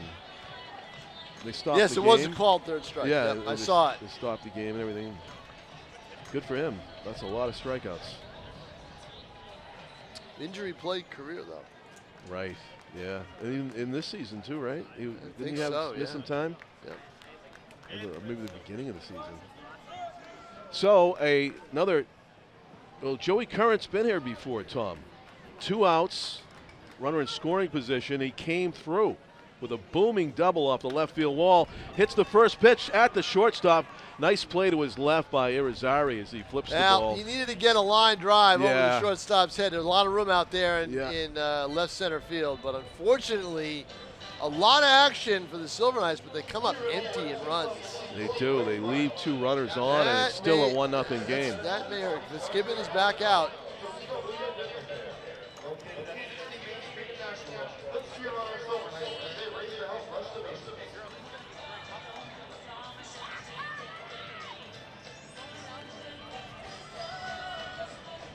Another beautiful day here at historic Holman Stadium. They've had good weather for these 4th of July games. I think last year was a little overcast, and then it got sunny as the day went on. Hopefully they'll have beautiful weather for the centennial here at Holman Stadium in the year 2037, which Tom King will be covering. Not? Oh, boy. 12 years from now, Holman Stadium constructed in 1937. That should be an interesting celebration for some people. To be named later. Do you ever see all those, you read about them, ballpark projects, highway projects, industrial projects, you know, all the, you know, a lot of stuff like in Boston or other, you know, other cities, and you know, you used to read them and you say, oh, that'd be great when that happens. I'll enjoy that. Yeah. Then you realize by the time it's all done, you may not be here. Ah, you won't see it. You know? Yeah. That's Right. can't look at those things the same way anymore. I know. I was thinking about that kind of thing last night, Tom, too, and how the leagues I play in, they really should be called the No Futures League, right? For all the old guys. Well, for the league you The play in. future, that's what I'm saying. The league you play They should in. like, well, how can we? Yeah. We should call them the No Futures League. That would be perfect. One These pitch, people one have out. 1 up, 1 pitch, and 1 down on the fly out. So now we're getting in. It's the top of the order. And Yes. it just flew out. So now we're into the meat of the lineup. So this is where the work's got to be done. that was Zach Seagreist, the leadoff batter that flied out to center field on 1 pitch. Time more activity in the bullpen. Different pitcher, a lefty. Oh, they have a closer, huh? Ready to come in, maybe? Don't know. Doesn't look. It's not Kyan Bagshaw. I don't know who that is. So we'll see. So Caleb Miller, 300 hitter, has walked twice today. And he has a healthy hack Heads there up. as he fouls it off to the right. So it's 1-1. That was a 90-mile-an-hour fastball from Fitzgibbon. Yeah, you know, he put some weight on that 160 frame with all these strikeouts. I mean, he's just going to get better and better. And 90 becomes 94. Well, I That's wonder if up that high. was actually 90. The radar gun maybe. Oh, a you few questioning inches. it? Yeah, a few inches off. You don't know. I'm not sure. Right, I see what you mean. You know, Yeah.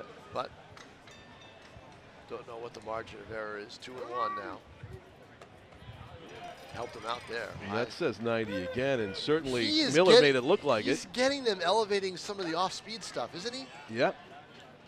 It's just, he's just for some reason looking unhittable to these Bees hitters. There hasn't been a hell of a lot of contact in a lot of these at-bats. Well, that was a pitch that he probably would like to have had back. I think he lost a little bit of balance on the mound. Threw Yeah, it it outside. did look like that. 3-2 now. The payoff pitch to Caleb Miller, and he takes it for ball 4, his Another third walk. Third walk, wow. And you had him. You were ahead in the count. Yeah, something about Miller's bearing at the plate that But throws Fitzgibbon off a little See, bit. the problem there is, again, the tying run is on base. Now here's a guy he's struck out twice, Julius Rosado. Only the 3rd time through the order for the Bees. Here in the 6th inning, and that is a ball high. Fitzgibbon facing down the runner. 1-run game now, remember it. Oh! To the backstop, has a chance, throws to second, but sliding in safely. Caleb Miller got a good jump on the wild pitch. And he's in scoring position. That is representing the tying run potentially in this scheduled 7-inning contest. Brief All of a discussion. sudden looking Yeah. good on the first pitch contact, and now I'm ahead on the next hitter, and now it's danger time. Yeah. He's missing high. Missing which high. means he may be tiring out there. Seems to be one of the sure signs, but let's see if he's able to bear it down a little bit, as they say. 3-0. There goes the runner. Throw to third Nope. is not in time. It And goes in it's left a field. tie It's a tie game. Just like that. Yep. And it's a ball four to the batter as well as he jogs down to first. That's why know, it was so important to get that run last inning. They weren't able to get because you Yeah. put Fitzgibbon, and now Nick Carino's going out. He's going to remove him, and at Oh. the same time, in a 1-1 game, John, look at the hits column. 0. Wow. Didn't notice that, did you? No, I did not. I was wondering if you were just You not got saying. me. I was wondering if you were just not saying anything for the. No, I completely blanked on that. No, he had not No allowed. pun intended. Has not allowed a hit. Ah, that's rough. I'm sure I would have noticed by the 7th, but wow. I mean, all the activity on the bases with the walks and the error, I thought, oh, maybe. 1 out, nobody on. no and hits. then the walk gets him into a heap of trouble. The closest thing to a hit, and this is a prominent thing in a lot of no-hitters, is the great defensive play by Cole Patterson to rob a hit. Right. And that usually happens in most no-hitters. Somebody has to make a great play. But I'll tell Patterson you what. did, but I'll no tell hits, you, he comes out. I told you at the start of the game, the success rate, and I don't have the numbers, Yeah. but the success rate running on the Silver Knights has been big for the opposition. Very high. It seems to be. I can't remember the last time they gunned somebody down at second base or third. That was a really strategic steal there with 1 out, third base, and he did not have a great lead. No. Caleb Miller was only like a I think modest a good amount- throw might have had him at third base. Yeah. And he bounced it. You got to make the throw. I mean, Burns was surprised. Yeah. It was ball 4, meanwhile. It was a 4-pitch walk. All the signs that Fitzgibbon was tired were there, Yeah. but that You had happened to take fast. him out. I mean, Yeah. these guys aren't going. But unfortunately, a This run is scores on his watch that didn't have to score. Right. And so An unearned run. he probably would have been pulled anyway, and despite the run, yeah, he's going to be coming out anyway, right, Tom? If Yep. would have been first and third with 1 out now Right. for our relief pitcher. He would have been out. That was going to be his last hitter. Yeah, Let's see who the pitcher is. it's Marchand at 63. I think he was not on the original program roster, but I think we looked him up before.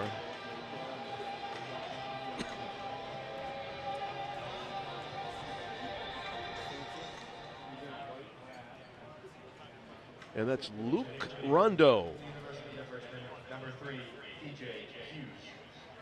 from the University of Dayton, Windham, New Hampshire's Luke Rondo. He spells his first name Lucas, L-U-K-A-S-Z. I guarantee you the runner at first base is not going to stay there, and there He goes. Throw to second is not in time. It's going to bounce, but backed up. And it's another stolen base for the Bees. This is Julius Rosado now in scoring position, representing the possible go-ahead run. In a battle of two 500 teams vying for Boy, look at this spot crowd. in the standings. Look at this crowd. Yeah, People it's showed up. everywhere. The right Lot of field people- side, lot left of field people side. showed up. I'm sure down below us in the concourse, Yeah. a lot of people showed up. Great take. Too bad it's only been 7 innings. I hope they know it. Oh, you know, you mentioned that. Maybe they should make an announcement at Right. some point. Maybe they should do it before the 7th inning. They should do it. Want me to suggest it? The team's got to do, you know. It's gotta come from the team? We can't interfere with the teams. I suppose. I mean, it's a logical suggestion. Just a lot of these fans are going to be caught by surprise. especially in a one-run game. If they don't know it. I mean, I've printed it several times. Yeah, and the but final a lot of verdict them don't on. read. A lot of them don't read it, or they're from out of town. So Tom, 7th inning's over. It's 1-1. What happens? They play the 8th like it's an extra inning with the ghost runner, and then they do the home run derby. Here we go, third base. Throw to third. Got him.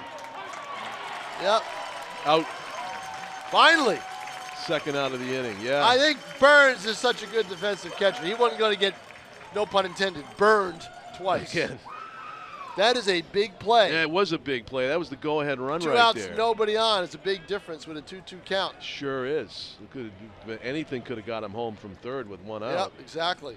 So instead, bases are cleared now on the caught But stealing. you see though, I mean, Yeah, they're they'll not take running chances. if they don't think they can make it. Exactly, yeah. That says that they don't think that highly of the Silver Knights' defensive game with stopping steals. Count's gone full on Ryan Perez, the designated hitter from Greenwich, Connecticut.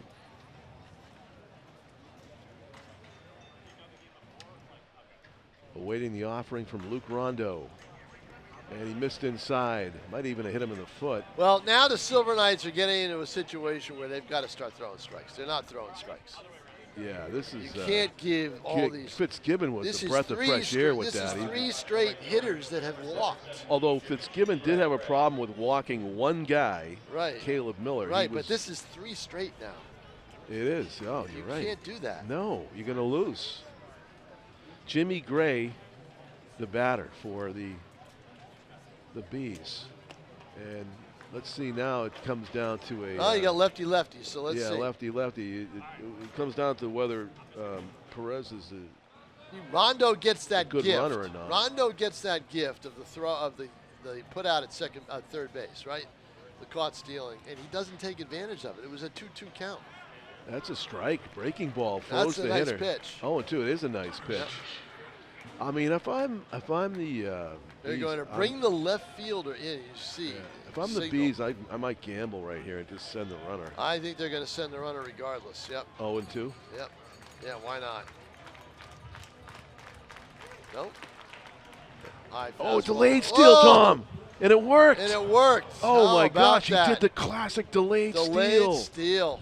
I don't know if we have the replay on that from Dan Young, but that is how you do it. That is how you do it, exactly. It's well executed. What did we do? We looked at the runner. We said, oh, he's not going, and everybody took their attention away from him. Right. And meanwhile, what is he doing? He's doing shuffle, shuffle, shuffle, as soon go. as the ball hits the catcher's mitt, he's off. Because he gets the 3 shuffles in. He takes a huge lead off of first. Right. And now the runner's in scoring position on a 1-2 count. Big pitch here. Got him. Got him. Wow. And he comes through. Luke Rondo ups the heat and gets the key strikeout to keep it a 1-1 game as we go to the bottom of the 6th inning. And 7 innings scheduled here at Holman. Wow, it's turning into quite the contest. Sure is. You glad you got up this morning, Tom, and came to the old ball yard? You got your donuts. You got a perfect John, day. The way I am these days, I'm glad I get up every morning. A fellow member of the No Futures League. Exactly. The tricentennial you can try, but you might not get there, Tom King. But we'll enjoy the 250th, this whole year-long celebration for America to culminate in July 4th of 2026 when we hope to be back here doing this again next July 4th. Good Love Is Gone dance by the Stars and Stripes clad Nashua Silver Knights. John Collins along with Tom King. Michaela Savaggio handling the camera next to me. And Dylan Smith down at the first base line. We got Katie Doyle and Pete Johnson, our executive producer, also up here in the booth with me and Tom, manning the controls, and Dan Young back in the studio. Tim O'Neill, who did the game on camera last night, Tom, he said to me as I was leaving, he goes, yeah, I won't be doing the camera tomorrow. I really couldn't handle doing 2 3-hour games in a row, right? Back-to-back morning, night. And I said, why didn't I think of that? But I love being here. It won't be 3 hours, 7 innings. No, it won't. But I mean, he gets here early, though. You got to think, he's got to set up. But what they will do is they would play the 8th with the automatic runner. Well, I love that you say that we're going to do that, because some people said, oh, this is going to call it at 7 and call it a tie, because we have to be out of here at 1. No, they don't have to be out of here at 1. That's what I heard. Oh, really? Yeah, from the Silver Knights staffer. Wow. The city wants everybody out of here by 1. Well, they would have to do the home run derby. Right away. No, they'd play the 8th and then do the home run Oh, they would derby. play the 8th. I would think so, yeah. Okay. And Well, then, it might take you past 1. I don't know. well, you don't know. We'll see. We're in the bottom of the 6th. Depends on what transpires here in the 6th and 7th. We might not need extras. if they wanted them out of here at 1, they should start it probably at 10. At 10, I agree with you. Yeah, They I should. mean- Why? What's the difference? Well, go ahead. 10. Start at 10. Right. Well, half hour. Maybe it was 1:30. They want us out of here, but I don't want to leave until the ball game's done. I hate the automatic runner. You do? Yep. New Okay. pitcher, by the way, from New Britain here. Oh, you're right. A lefty submariner. We got a lefty Dan Kiesenberry out here for the Bees.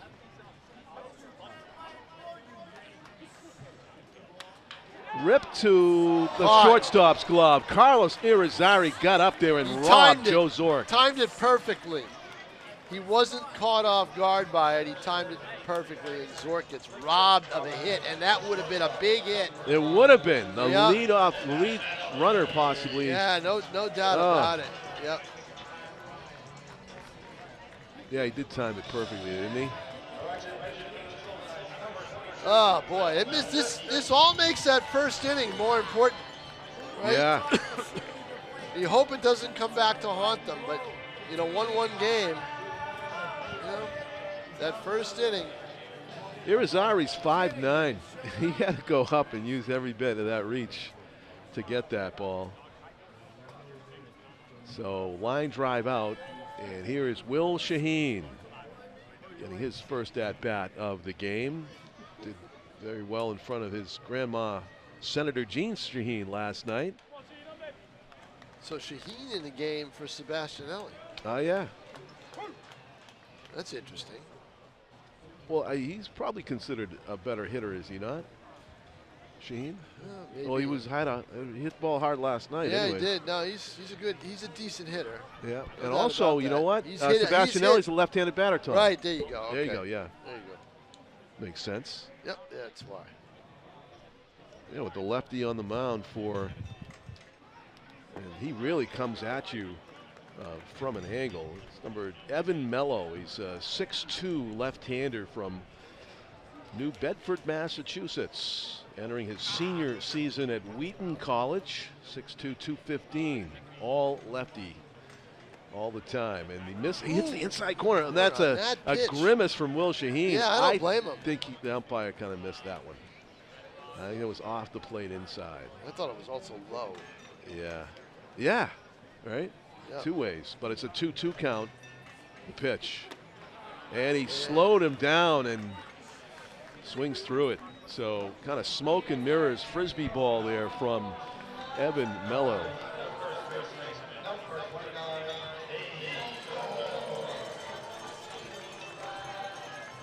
Dave York, a right-handed batter, will try his luck against the sidewinder.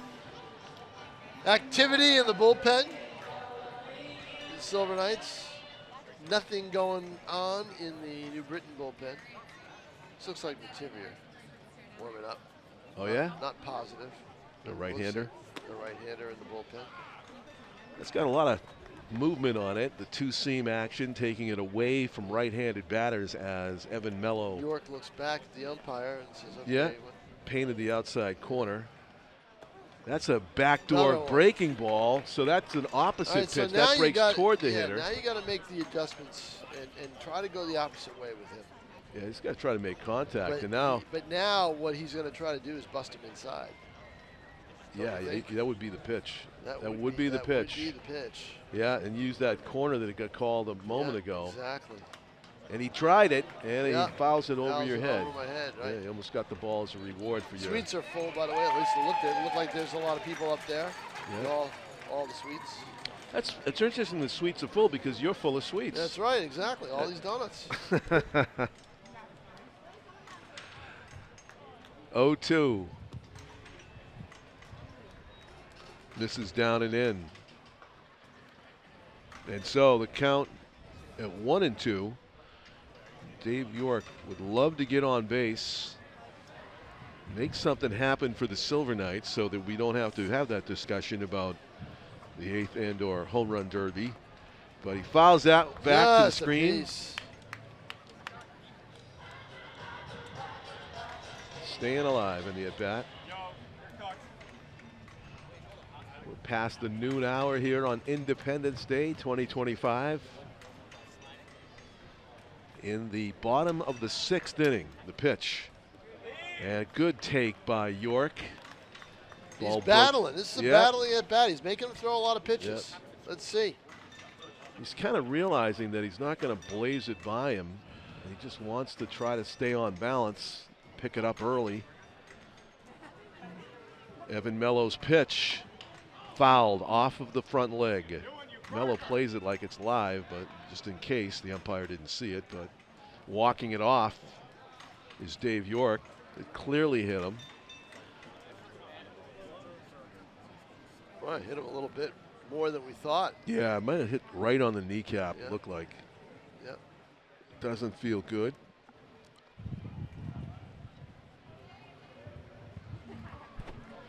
Hopefully he doesn't hit a line drive that the shortstop, Carlos Irizarry, will snag, because then Irizarry will be going around telling everybody that I robbed Zork and York in the same inning.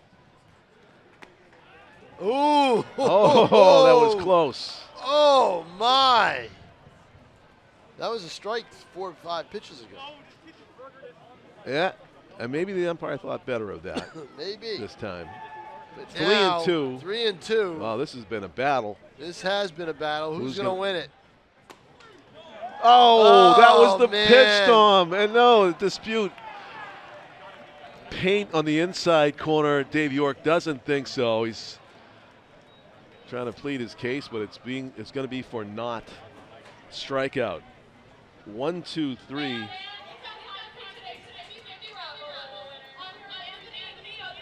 Now the pressure's on again Yeah. for Nashua. No base runners.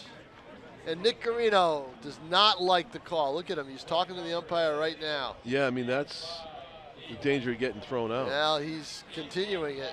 That's The enough. umpire says, okay, that's enough. Walking away. He's on the line. He's on the line. He's going Close. to throw him. He's going to get tossed. He's going to be gone. No. They held him on. He held off. I think he gave him a holiday break. What do you think? I think so. I think he was in the spirit. He turned his back. When he turned his back, he wasn't going to, Yeah.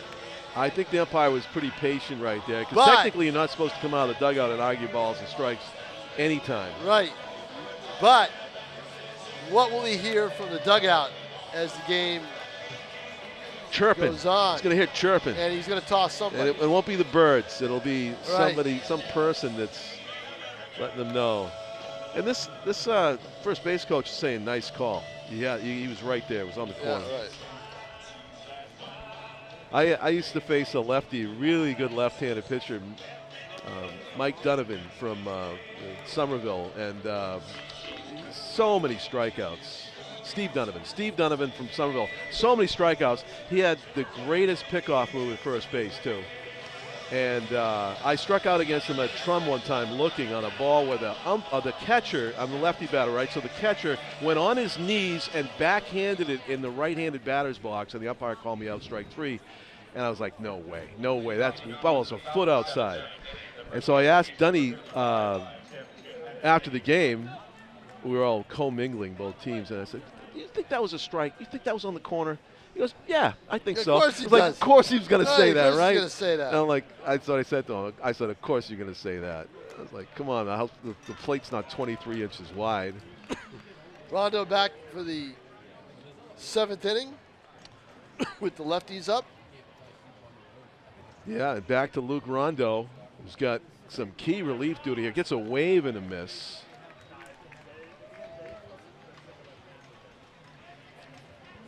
Way out in front of that pitch was Tim Hennig, the first baseman for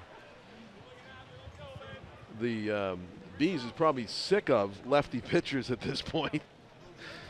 Had to deal with Fitzgibbon, and there's a strike looking. Wow, talk about strikeouts looking. There's no argument on that one, though. That was a great pitch. Froze the hitter, and Hennig is gone. Yeah, that's Hennig got struck out looking by Matt Fitzgibbon, and now also by Luke Rondo. So he's had a tough day against the left-handed pitching. That's a fastball for a strike. Rogers did it at 86 on the gun. Did you actually ask Rondo at any point if that 63 is from Marchand, the number? No. Really, come on. You don't care. Come on. Yeah, that's true. You got enough to do. Ground ball in the center field. First hit. That's the first hit. First the hit. fans were aware. Yes, they were aware. Yep, the first hit. Can you imagine that? Yeah. Wow. Good job by the fans. And the game was, it's 1-1, and that's the first hit. Fans were aware. The play-by-play guy was more concerned about I know. Marchand's number. By the way, who in their right mind would give him a 6-year deal? 6 years. Who got 6 years? Marchand did. Oh, that's right, from the From Florida Panthers. Who would give him a 6-year deal? You kidding me? It's nuts, wasn't That's nuts. it? It really is. He's going to be in his 40s, That's like giving right? me a 6-year deal. Good Lord. Wow. Yeah, that's into That's his 40s. crazy. It is, yeah. They just stole him away from everybody. Well, it didn't so happy matter. with him. Yeah, it paid double. 3 would have been the max. Throw to first. Exactly, yeah. That was a shock. So we talked about yesterday. There was the major league record set for a 15 hits allowed in a 1-0 shutout. Right. Well, we got 1 run scored with no hit at all for the. Well, New that Britain Bees. takes a lot of the pressure off in a way, because you don't want to lose a game throwing a no-hitter, and that could conceivably happen the way the way New Britain runs the bases, or has been able to run the bases. Yeah, that was on the table for a while. This runner's got to be going, and there he goes. Picked a great pitch to go on, and he's going to be safe because Yep. it's a slow breaking ball. Yeah, exactly. You And gotta hold him over there. You know, I don't think there's any limit on these. No, there is not in this league. No. You can throw over there as much as you want, but I didn't think he got all that great of a jump or a lead, but was able to steal it.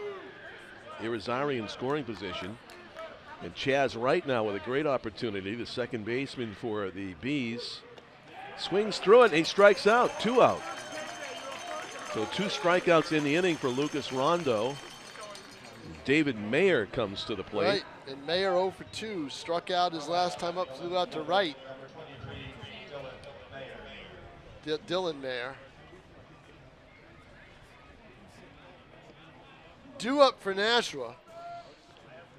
They're going to go 9-1-2. Patterson, Strake, and Balsam. In the bottom of the 7th, which is the equivalent right now of the bottom of the 9th. So our next 2 games, Tom, you know about the 10th against Vermont, and we will be seeing these same New Britain Bees on July 18 here at Holman. Monkey Boy night. Monkey Boy night. He'll be back. Yes, twice. High fly, shallow right Got field. to come in on it a little bit. There it is. Oh, there he is. Actually, he and didn't have to do make it. They the get move away much at all. with the Balsam. walk and with the base hit and the stolen base. Yeah. And now we go to a biggest half inning of the season so far, I think, for Nashua. Yeah, I got 9-1-2 due up, Tom, Yes, right? that's what I said. I said it'll be Patterson, Shrake, and Balser. And so they could walk it off. We had a walk-off win on the other morning game we did, the Education Day game. Right. Remember, it was a wild pitch that scored Yeah. the pinch runner from third base, Rabeau, was it? And that was an exciting finish. We had the Amherst Street School was still here. All the other kids had to go home to the buses, but we had packed crowd, and the Silver Knights ended up winning that game on another beautiful day like this one. Was that June 4th? I feel like it was. But, yeah, that was the second Education Day game, right? Yeah. Third or the fourth. It was yeah, Tuesday. third and fourth. So here we are on July 4th, and the Silver Knights could start off Independence Day with a bang here at baseball game. It started at 10:30. New pitcher for New Britain. Yeah, and then this is where this is again where you said the fans are going to cheer if we get a go-ahead run, no question, right? But they're not going to realize it's. They'll realize it when they run out. Silver Knights run out and it's all over. Exactly, if that happens. But I mean, yeah. So I mean, there could be people downstairs getting food or something that don't know. But who's going to hit a home run to really walk it off?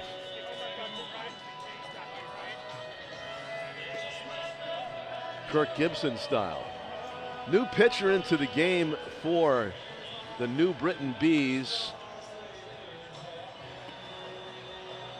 Carson Parrott. He is from Monroe, Tennessee. There he is. He likes this weather up here. Or is I'm sure. it 49 or not? I can't. I think it is. Sure looks like it. Yes, it is. Yes, it is. Okay, so yeah, he's 5'11", 185. He plays baseball at Tennessee Tech, entering his sophomore season from Monroe, Tennessee. They got a Texas kid in Sechrist and a Tennessee kid. I'm sure those are great states to celebrate the 4th of July. The Lone Star State, Tennessee.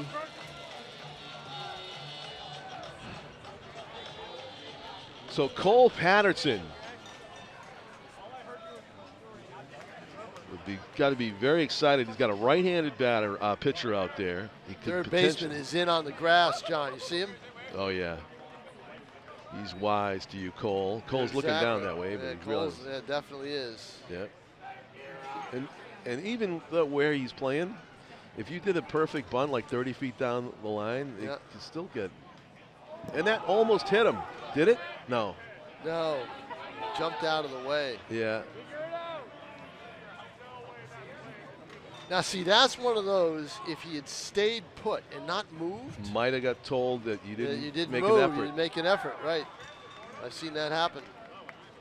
I saw it happen in a high school tournament game once. The 2-0 pitch on the way. Another inside pitch. What you really do, Tom. I tell you what, you put Patterson on. Patterson is a good base runner. As long as you turn toward the umpire, they will never say that you didn't make an effort. Right. If you're looking the umpire in the eye when you get hit, yep, you'll never have a problem. That's right down the middle on 3-0, so taking all the way. 3-1, Cole Patterson. I don't think he can throw 3 straight strikes. I take another one. What do you think? I think you're right. They are playing deep and straight away at all outfield positions. Pitch. Yep. Low. Yep. Knew it. Here we go. Leadoff batter is aboard via the walk, representing the potential game-winning run. Very good contact hitter up and straight. The only thing is don't hit it on the ground to short. Yeah. I've seen them put the bunt call on Patrick a few times. Let's see if they do it here. Well, they'll be looking for it. Got a right-handed pitcher on the hill for the first time in a while for the Bees, and I think that improves your chances to get a jump. They're going to check in over there. And they'll do more than check in. Try for the pickoff. They have been picked off before. Patterson's got to be careful at first base. Patrick Schrake, who we gave an infield single to, and then got picked off. Bunts it back to the pitcher. He's going to play it second. He's going to make it. And the throw to first, they nearly turned it. Just a horrible bunt. Horrible. Oh, God. Not where you want to put it. No, not at all. That's just the guy that doesn't like the bunt because he's got to angle the bat one way or the other. Right, exactly. Yeah, he bunts it right back to the pitcher. Yeah. You take your best, who I think is the only best thing worse than that is off. a line drive bunt back to the pitcher. And I've done that at historic Holman Stadium. Yeah. Oh, man. That is just a tough play. Yeah. Got to execute that. Now look where he is. He's going. Oh, and a foul off. Hit and run. Or maybe not. Maybe not. Balser's got to know that he's going to be well, going it was 0-1. It's tough to take the go 0-2. But you got to get that He run is in a second. 0-2 anyway. Yeah. You got to take that pitch and get the run in a second. He had the base stolen. He had a great jump. Yeah, he did. He was determined to make up for that bunt. Oh, yeah, no doubt about it. Fouls off the breaking ball, and it's going to be 0-2 again. And he's probably going to go. Like he probably just used that pitch to get his breath back. Shrake. He's got a modest lead on the first peak, and he doesn't go, and it's in the dirt. That would have been the pitch to go on. No kidding. Yeah, so it's 1-2 now. Registered at 87. In the dirt, the fastball outside. From Carson Parrott. Throws in over first again, and no problem getting back for Shrake. The umpire's right on top of that play, huh? Looks like he's going to hit by the ball if it bounces through. There he goes. In play. Only one play is to first, and it's a good throw from Rosado, and it's 2 outs in the inning. But in scoring position goes Shrake. And it'll be up to Will Burns to try to come up with a dramatic game-winning hit. Well, it would be apropos because of the error on the throw to third base that allowed the run to score. Ah. Let's see if Burns can do it. Ah, yes. He's definitely got the catcher's uniform going right now with the filth on the pants, having caught first 7 innings. Carson Parrott delivers. Hit to left. It's sinking fast, and it's going to be in for a base hit. And the Silver Knights are going to win it on a walk-off single by Will Burns, and he's going to get mobbed. Yep. The chase is on in right field. Wow. Will Burns gets it down. It was a diving try by the Bees left fielder, David Mayer, but he just couldn't get there. And that is the 4th that you want to see, right, John Collins? It is. They walk it off in plenty of time. It turned into a 2-hour ball game. I know it. All right, John, I got to go down. All right, Tom King, good job. As that game ended rapidly.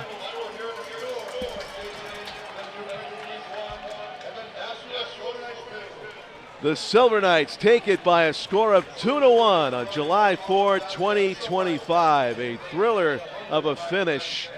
Will Burns provides the game-winning hit, and as Tom said, he might be a pull hitter at times, but he is able to go the other way, and he does it to full effect there. A sinking line drive that would prove to be impossible to catch. The outfielders were not playing all that deep, but they were not playing shallow enough to stop that one. And the catcher comes through after throwing the ball into left field. A wild throw to allow the go-ahead run to score. Will Burns more than makes up for it with a dramatic, heroic finish there. For Tom King, Michaela Savageau, Dylan Smith, Katie Doyle, Dan Young, and my executive producer, Pete Johnson, I'm John Collins. Thanking you for watching Independence Day Baseball. Enjoy your holiday, everybody, and good day from Holman Stadium.